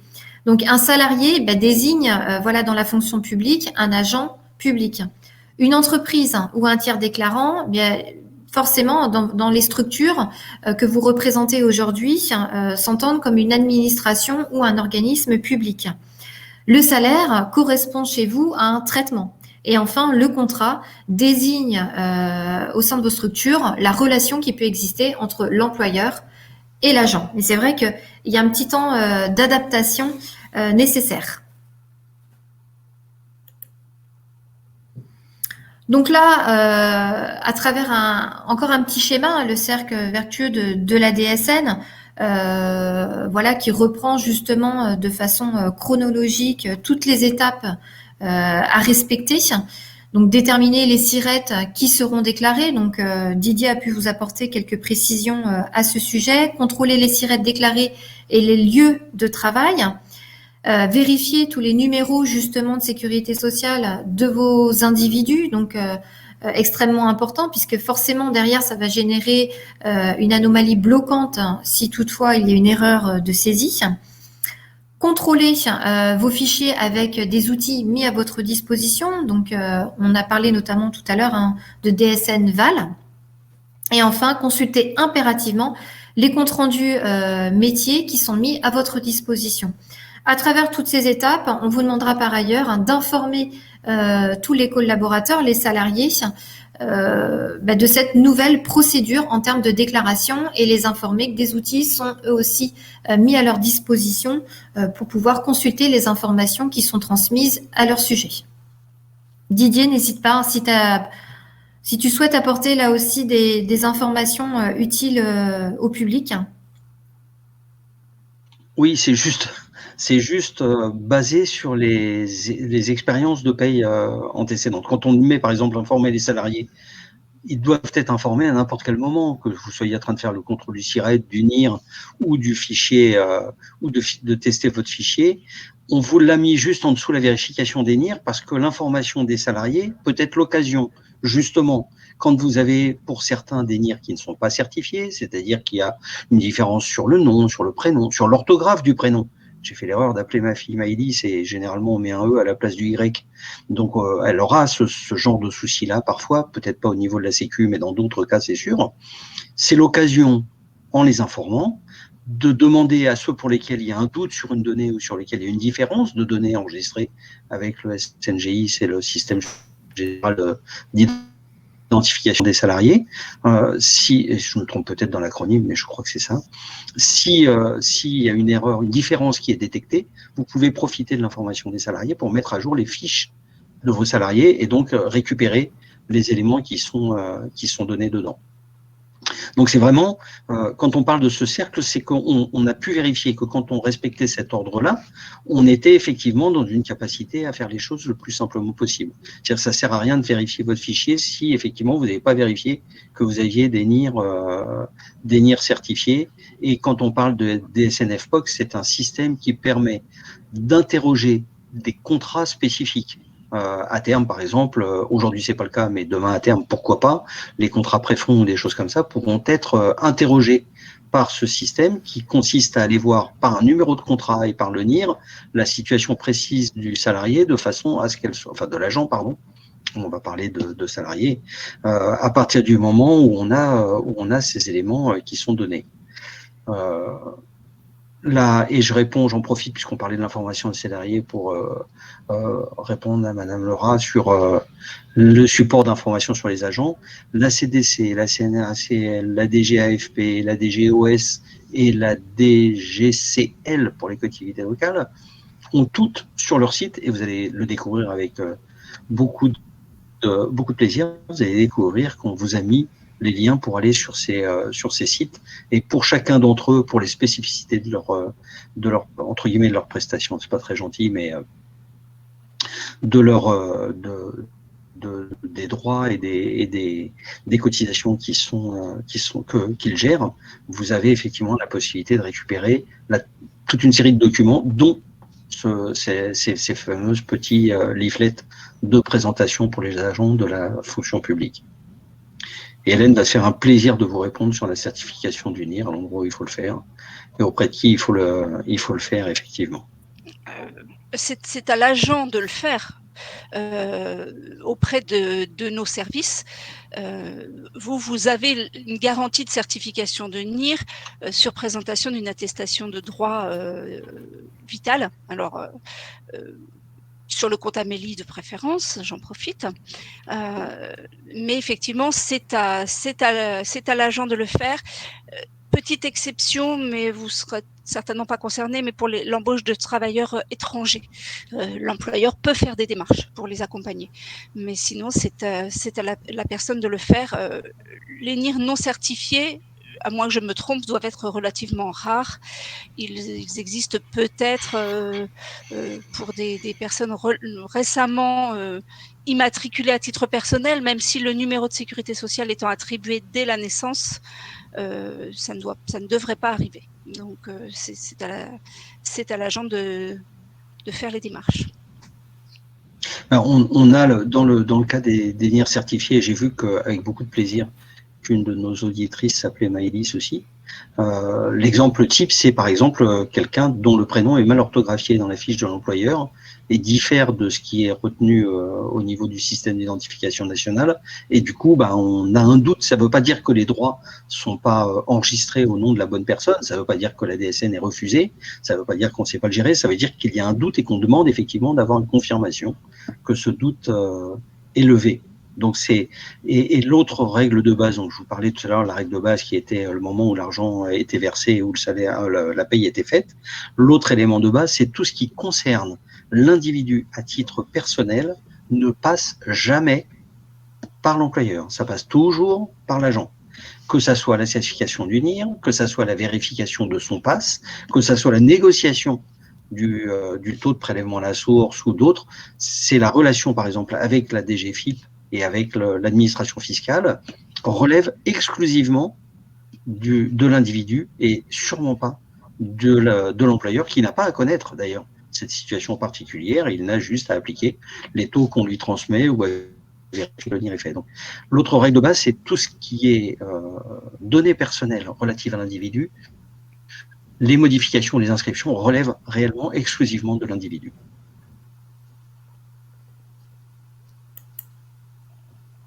Et Madame Vardanega, pardon, excusez-moi, j'ai hésité sur votre nom, qui pose une question sur les artistes étrangers intermittents. Si c'est votre activité constante, vous avez effectivement logique à les passer en DSN, et donc là, il y a besoin des NIR, et puisque vous n'en avez pas, il va falloir fabriquer des numéros techniques temporaires. Le numéro technique temporaire se fabrique selon une norme bien précise, avec le code sexe, ensuite les éléments du SIRAN, et ensuite une clé d'individualisation qui sera pour certains, et qui fait que quand on aura un NIR ou quand on aura correctement identifié la personne, on pourra le mettre en place. Si ce n'est pas votre activité générale, vous passez aujourd'hui par le GUSO, vous devez passer aujourd'hui par le GUSO, et les éléments relatifs au GUSO et aux autres guichets uniques comme le TZ ou d'autres que vous pouvez déjà avoir croisés, soit à titre individuel, soit dans vos activités, la DSN ne remplace pas ces guichets uniques, vous continuez à avoir affaire à eux directement. Merci Didier pour ces précisions. Alors là, à travers ces slides, en fait, vous retrouverez les étapes de l'entrée en DSN. Donc, tout simplement les bonnes pratiques. Chronologiquement, on vous rappelle qu'il faut déterminer les SIRET qui seront déclarées, contrôler ces SIRET par rapport au lieu de travail. Donc, vous avez des fiches consignes qui sont dédiées sur cette thématique. Vérifier les NIR de vos individus. Donc, là aussi, Hélène a pu vous rappeler quelques réflexes éventuellement à adopter. Contrôlez votre fichier avec des outils tels que DSNval qui sont mis à votre disposition. Et on vous rappelle toujours l'importance de consulter les comptes rendus métiers justement pour apporter des corrections aux anomalies éventuelles que vous pouvez rencontrer, les anomalies bloquantes ou non bloquantes.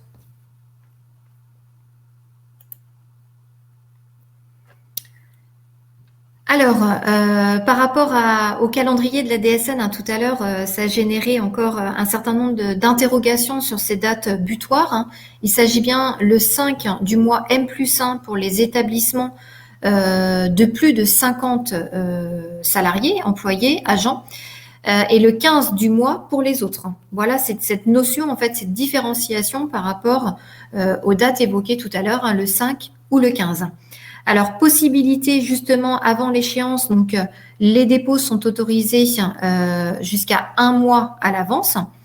Et vous avez aussi la possibilité de modifier via une déclaration annule et remplace si toutefois vous constatez en effet des anomalies.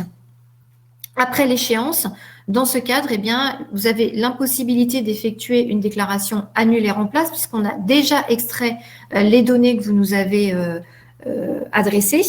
Par contre, vous avez la possibilité de générer des corrections avec des blocs régularisation. Toute déclaration initiale donc est considérée comme tardive si toutefois vous la générez, vous la déposez après l'échéance autorisée.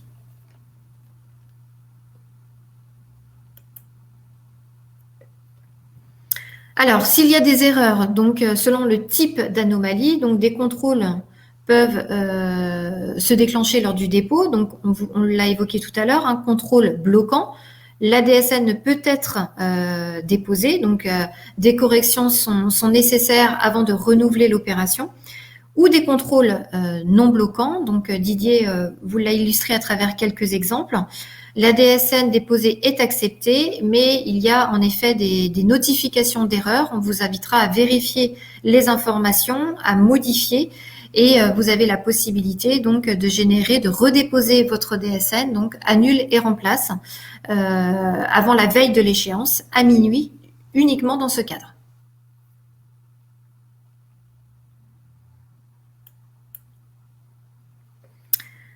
Alors, je consulte en même temps quelques interrogations, notamment l'archivage de la DSN. par rapport à la durée de stockage, j'imagine, une question de Chantal Chosal. Didier, par rapport aux informations qui sont aujourd'hui stockées, est-ce que tu as des précisions à apporter? Oui, il est précisé au moment où vous vous inscrivez à la DSN que l'archivage relève du déclarant et que la DSN reste en archivage sur Net Entreprise sur un délai de 3 mois. Au-delà de 3 mois, on n'a plus accès à la DSN. On peut retrouver des flux par les numéros d'enregistrement dont Virginie allait vous parler, puisque c'est le sujet de la slide, avec ce numéro d'accusé d'enregistrement électronique. Ben voilà, tu fais très bien le. Mais non, mais en même temps, j'étais en train de me dire, mais pourquoi est-ce que la question vient là, au moment où on est en train d'en parler? Et voilà. Ça commençait à chanter au niveau de mon cerveau, là, qui est déjà pas très efficace, mais quand même. Donc oui, on archive techniquement 3 mois. Vous devez vous conserver effectivement les fichiers que vous nous transmettez. Ils sont normalement automatiquement archivés par votre logiciel. Par contre, on peut retrouver des données, on peut retrouver des périodes, on peut retrouver des justifient du bon transfert, de la bonne qualité des données, avec justement les références de l'accusé d'enregistrement électronique. À chaque fois que vous allez venir vers nous, là je parle au niveau du GIP, mais c'est vrai aussi au niveau des organismes, vous allez avoir, et je vous invite à l'utiliser sur Net Entreprise, sur l'accueil de l'aide Net Entreprise, il y a un petit formulaire dans lequel on vous demande une série de données. Par exemple, nous demander des nouvelles d'une déclaration alors que vous ne précisez pas votre NIR, c'est absolument impossible de travailler avec. Si effectivement vous donnez soit pas la période, soit pas l'accusé, enfin voilà, il y a toute une série de données dont on a besoin pour pouvoir le regarder, parce qu'on peut le faire. Mais techniquement, physiquement, l'archivage est de 3 mois sur Net Entreprise, et normalement, c'est votre logiciel de paye qui organise l'archivage sur site ou ailleurs, suivant le système que vous avez choisi. Bon, merci Didier. Justement, donc, en effet, on vous rappelle que lors du dépôt, en tout cas de votre DSN, vous avez en effet cet accusé de réception, donc qui prouve que vous avez déposé en temps et en heure, voilà, votre fichier. Vous pouvez avoir un avis de rejet. Donc là, on évoque les anomalies bloquantes. Donc, on vous invitera en effet à modifier voilà, les anomalies, régénérer le fichier pour pouvoir bénéficier d'un accusé de réception correct. Enfin, en ce qui concerne le certificat de conformité, Didier, je vais te laisser apporter des précisions, s'il te plaît, puisque en effet, on évoque qu'il est nécessaire pour certains organismes destinataires. Oui, en réalité, le certificat de conformité, c'est le résultat de toute une série de contrôles automatisés à l'intérieur du système de lecture du flux qui arrive.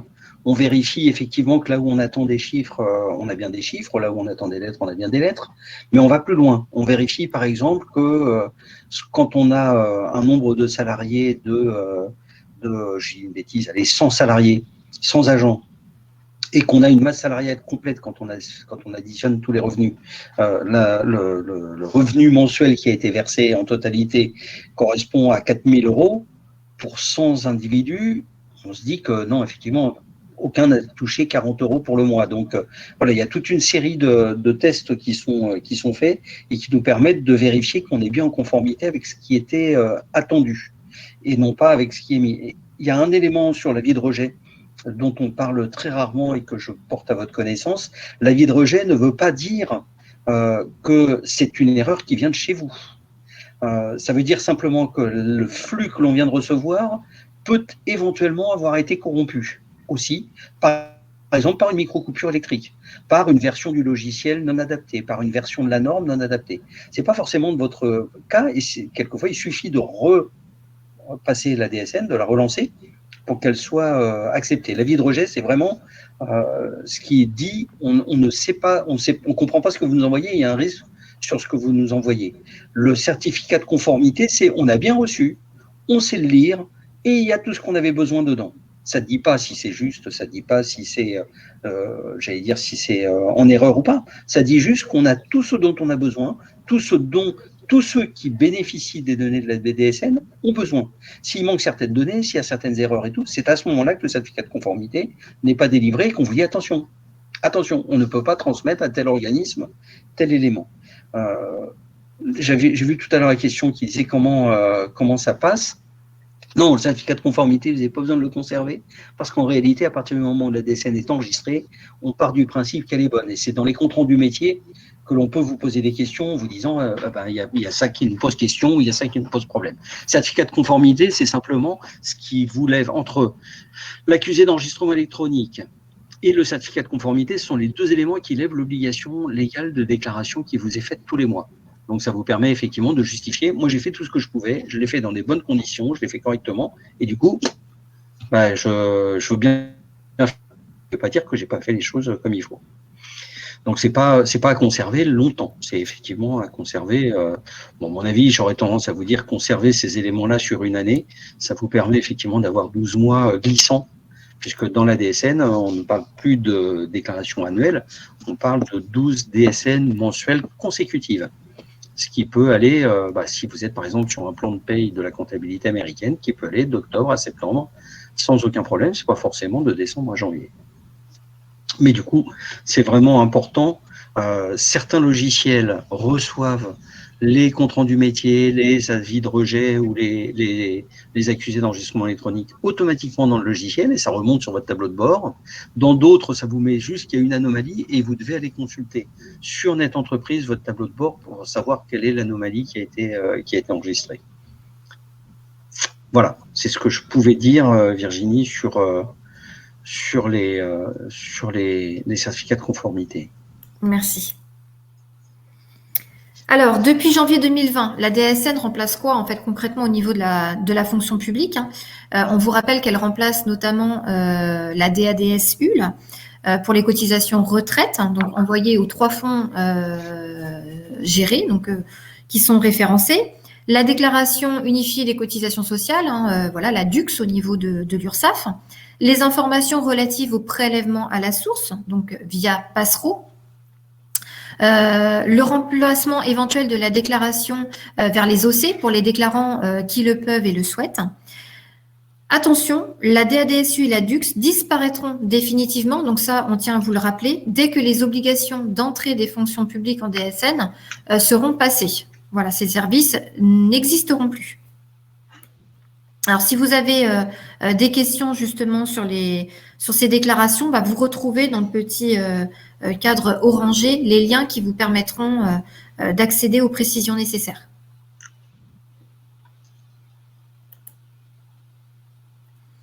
Enfin, les derniers conseils, voilà, avant de clôturer donc cette présentation. Bien entendu, la première étape, on vous invite à vous rapprocher de votre éditeur si ce n'est pas encore fait, pour pouvoir procéder au paramétrage et au déploiement justement de votre logiciel éventuellement, pour être accompagné dans la démarche, pour pouvoir fiabiliser toutes ces informations, faire tout simplement une remise à niveau de tous ces éléments et puis de bénéficier éventuellement par des formations proposées par le prestataire.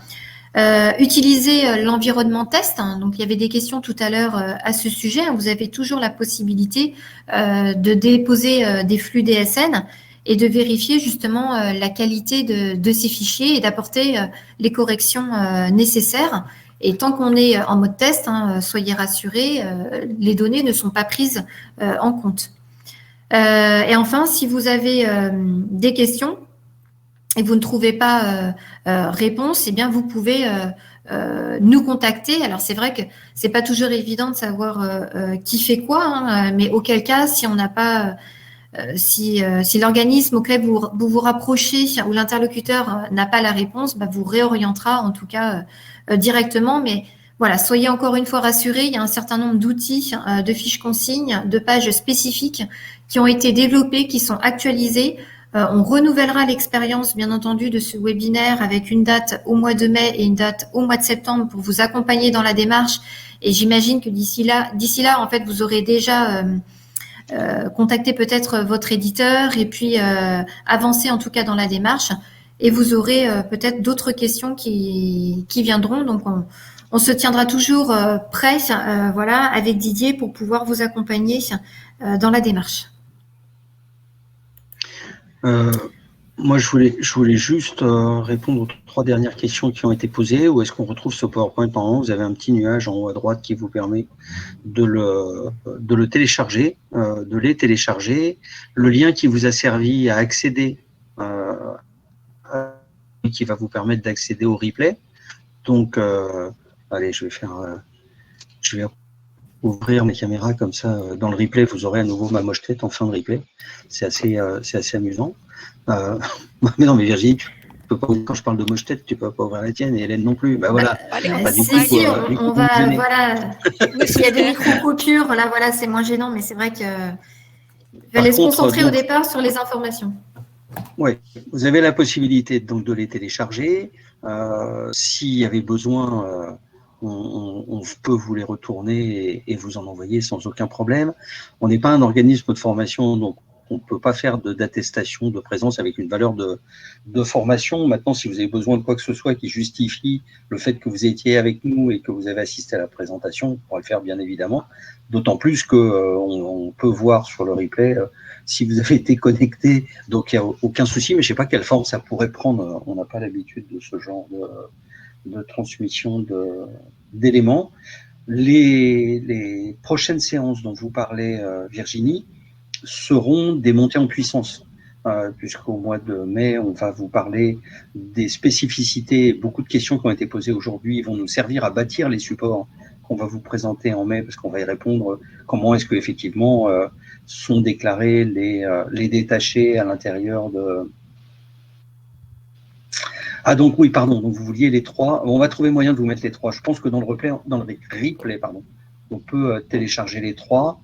Sinon, on vous les mettra à disposition. On va trouver un endroit où vous les mettre à disposition, pardon, pour le faire. Donc, et en mois de septembre, ce sera vraiment quelque chose qui sera basé sur. Je suis en route pour faire ma première DSN officielle au mois de janvier 2022, comme la loi me l'y oblige. Maintenant, je fais des DSN de test. Comment est-ce que je fais? Comment est-ce que je me connecte à cette partie-là? Comment est-ce que je fais évoluer telle et telle déclaration? On ira dans des questions beaucoup plus précises, effectivement. Comment est-ce que je fais les déclarations des élus? Comment est-ce que je fais avec quelle différence je fais entre mes agents qui font le même poste dans plusieurs communes, enfin plusieurs employeurs, donc pas forcément plusieurs communes, mais plusieurs sirettes, ou alors qui font des postes différents dans un seul sirette, ou alors qui font des postes différents dans plusieurs sirettes. Tous ces éléments-là, on va les déployer au fur et à mesure. Aujourd'hui, c'était vraiment pour vous amener sur le terrain de la DSN. Et oui, on va répondre à toutes les questions, tout ce qui a été posé, on va mettre les réponses et on les mettra à disposition. On a la possibilité d'envoyer un mail à l'ensemble des participants d'un webinaire. On va tester les choses. On apprend nous aussi à utiliser cet outil. La nous oblige à venir sur les outils nouveaux, mais on va trouver moyen de ne pas vous laisser perdus. En plus, je pense que Virginie, tu peux donner l'adresse de la boîte mail de la région s'il y avait une question spécifique. Oui, alors je la connais pas par cœur. Sachant qu'on ne peut pas. Alors je vais la donner. Moi, je voulais pas faire le gars qui monopolisait tout. On ne peut pas vous accompagner en paramétrage de vos logiciels, chacun d'entre vous. Par contre, l'engagement que l'on peut prendre, c'est de ne laisser personne tout seul en face de difficultés. On essaiera de trouver des solutions, quitte à vous renvoyer sur les bons interlocuteurs, quitte à prendre en charge certains cas particuliers, parce qu'il n'est pas question que vous restiez tout seul en face d'une difficulté. Mais malheureusement, on n'aura pas, nous, les moyens de remplir les obligations que devraient avoir vos éditeurs de logiciels ou les intégrateurs qui vous aident, c'est-à-dire de mettre les bonnes conditions pour que votre DSN démarre correctement. Donc, on vous renverra puisqu'on a vos adresses mail. Alors, je suis embêté parce qu'il y a une personne qui demandait, qui posait une question et qui ne s'est pas inscrite. Je remonte dans la page, excusez-moi, et la personne va savoir tout de suite, qui s'est inscrit avec une adresse bidon. Voilà, GSC du pays de Rest, votre prénom. Si vous avez une adresse mail qui permet d'envoyer des choses, on pourra vous les retourner, madame ou monsieur. Mais si l'adresse mail elle est un peu bidon comme l'intégration qui est faite de votre nom pour l'identification, on ne pourra pas le faire. Donc, je vous invite à nous refaire un mail à côté avec les bonnes coordonnées pour qu'on puisse vous répondre. Ce serait dommage qu'on ne puisse pas satisfaire votre demande. C'est tout à fait légitime. Au niveau des dates des prochains webinaires, il me semble important de vous les rappeler. Alors, il y aura forcément de la communication. Vous recevrez des invitations. On communique au niveau de l'URSSAF aussi sur les réseaux sociaux. Le prochain webinaire aura lieu le mardi 25 mai à 10h. Voilà, pour les collectivités. Et le suivant aura lieu le vendredi 17 septembre à 10h. Donc là, ce sont bien les webinaires proposés pour la région Pays de la Loire.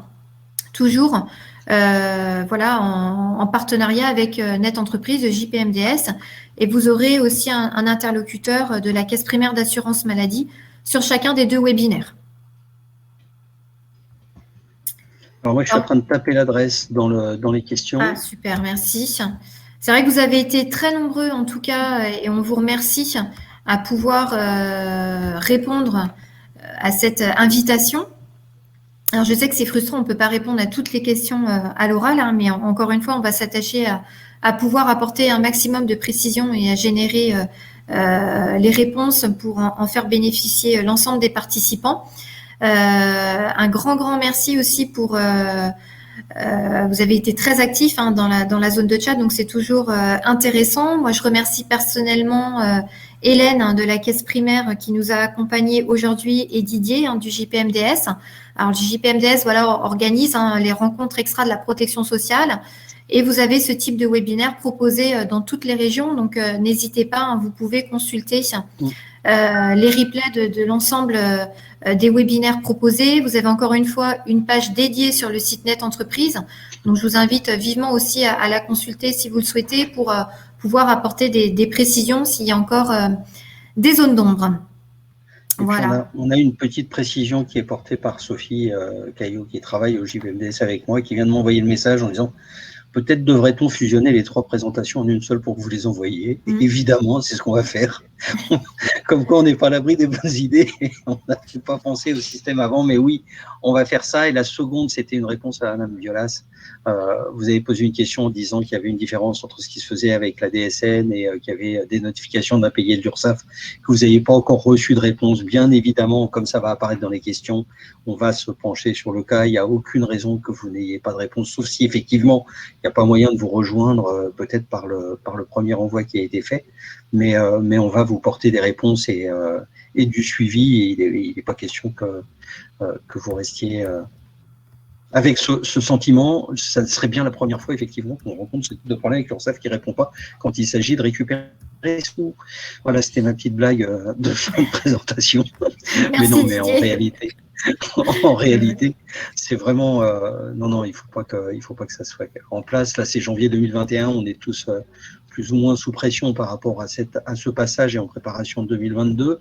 Donc, on peut avoir, de la même façon qu'on comprend que vous puissiez avoir des difficultés, je sais que vous allez comprendre qu'on puisse en avoir, mais le fait d'avoir posé votre question dans le chat, je voulais vous en rassurer, va faire qu'il va y avoir un suivi de votre sujet et qu'on va le prendre en compte et revenir vers vous rapidement. J'ai mis l'adresse, donc, Pays de la Loire. Ceux qui ont besoin d'une attestation à ce moment-là, envoyez-nous un mail sur cette adresse-là pour qu'on puisse savoir à qui les retourner. On va voir quelle forme ça va prendre et on va vous l'envoyer. Et puis, on mettra à disposition le support comme l'a proposé ma collègue sous la forme d'un seul, comme ça vous pourrez en PDF, vous pourrez le récupérer d'un seul élément. Pas d'inquiétude aussi par rapport aux dates hein, sur les prochains webinaires. Encore une fois, le 25 mai et le 17 septembre. Si vous n'êtes pas disponible à ces dates, moi je vous inviterai tout de même à vous inscrire et vous pourrez toujours consulter bien entendu le replay. Alors il est toujours mieux de participer en effet en live hein, pour pouvoir éventuellement poser vos questions. Mais voilà, si vous n'avez vraiment pas la possibilité de vous rendre disponible, il y aura toujours le moyen de consulter le replay et consulter les questions-réponses. Voilà, un grand merci encore une fois pour votre participation. Je clôturerai par un dernier petit mot. Continuez à prendre soin de vous surtout. Et puis, on est encore une fois à votre disposition, hein, comme l'a souligné très justement Didier. Derrière nos organismes, eh bien, il y a des êtres humains. C'est important de pouvoir humaniser en tout cas cette présentation et puis de la rendre la plus vivante possible. Donc, encore une fois, merci à tous pour votre participation. Merci à Didier et Hélène également, et je vous souhaite une agréable journée. Merci à vous, bonne journée. Bonne journée, merci, au revoir.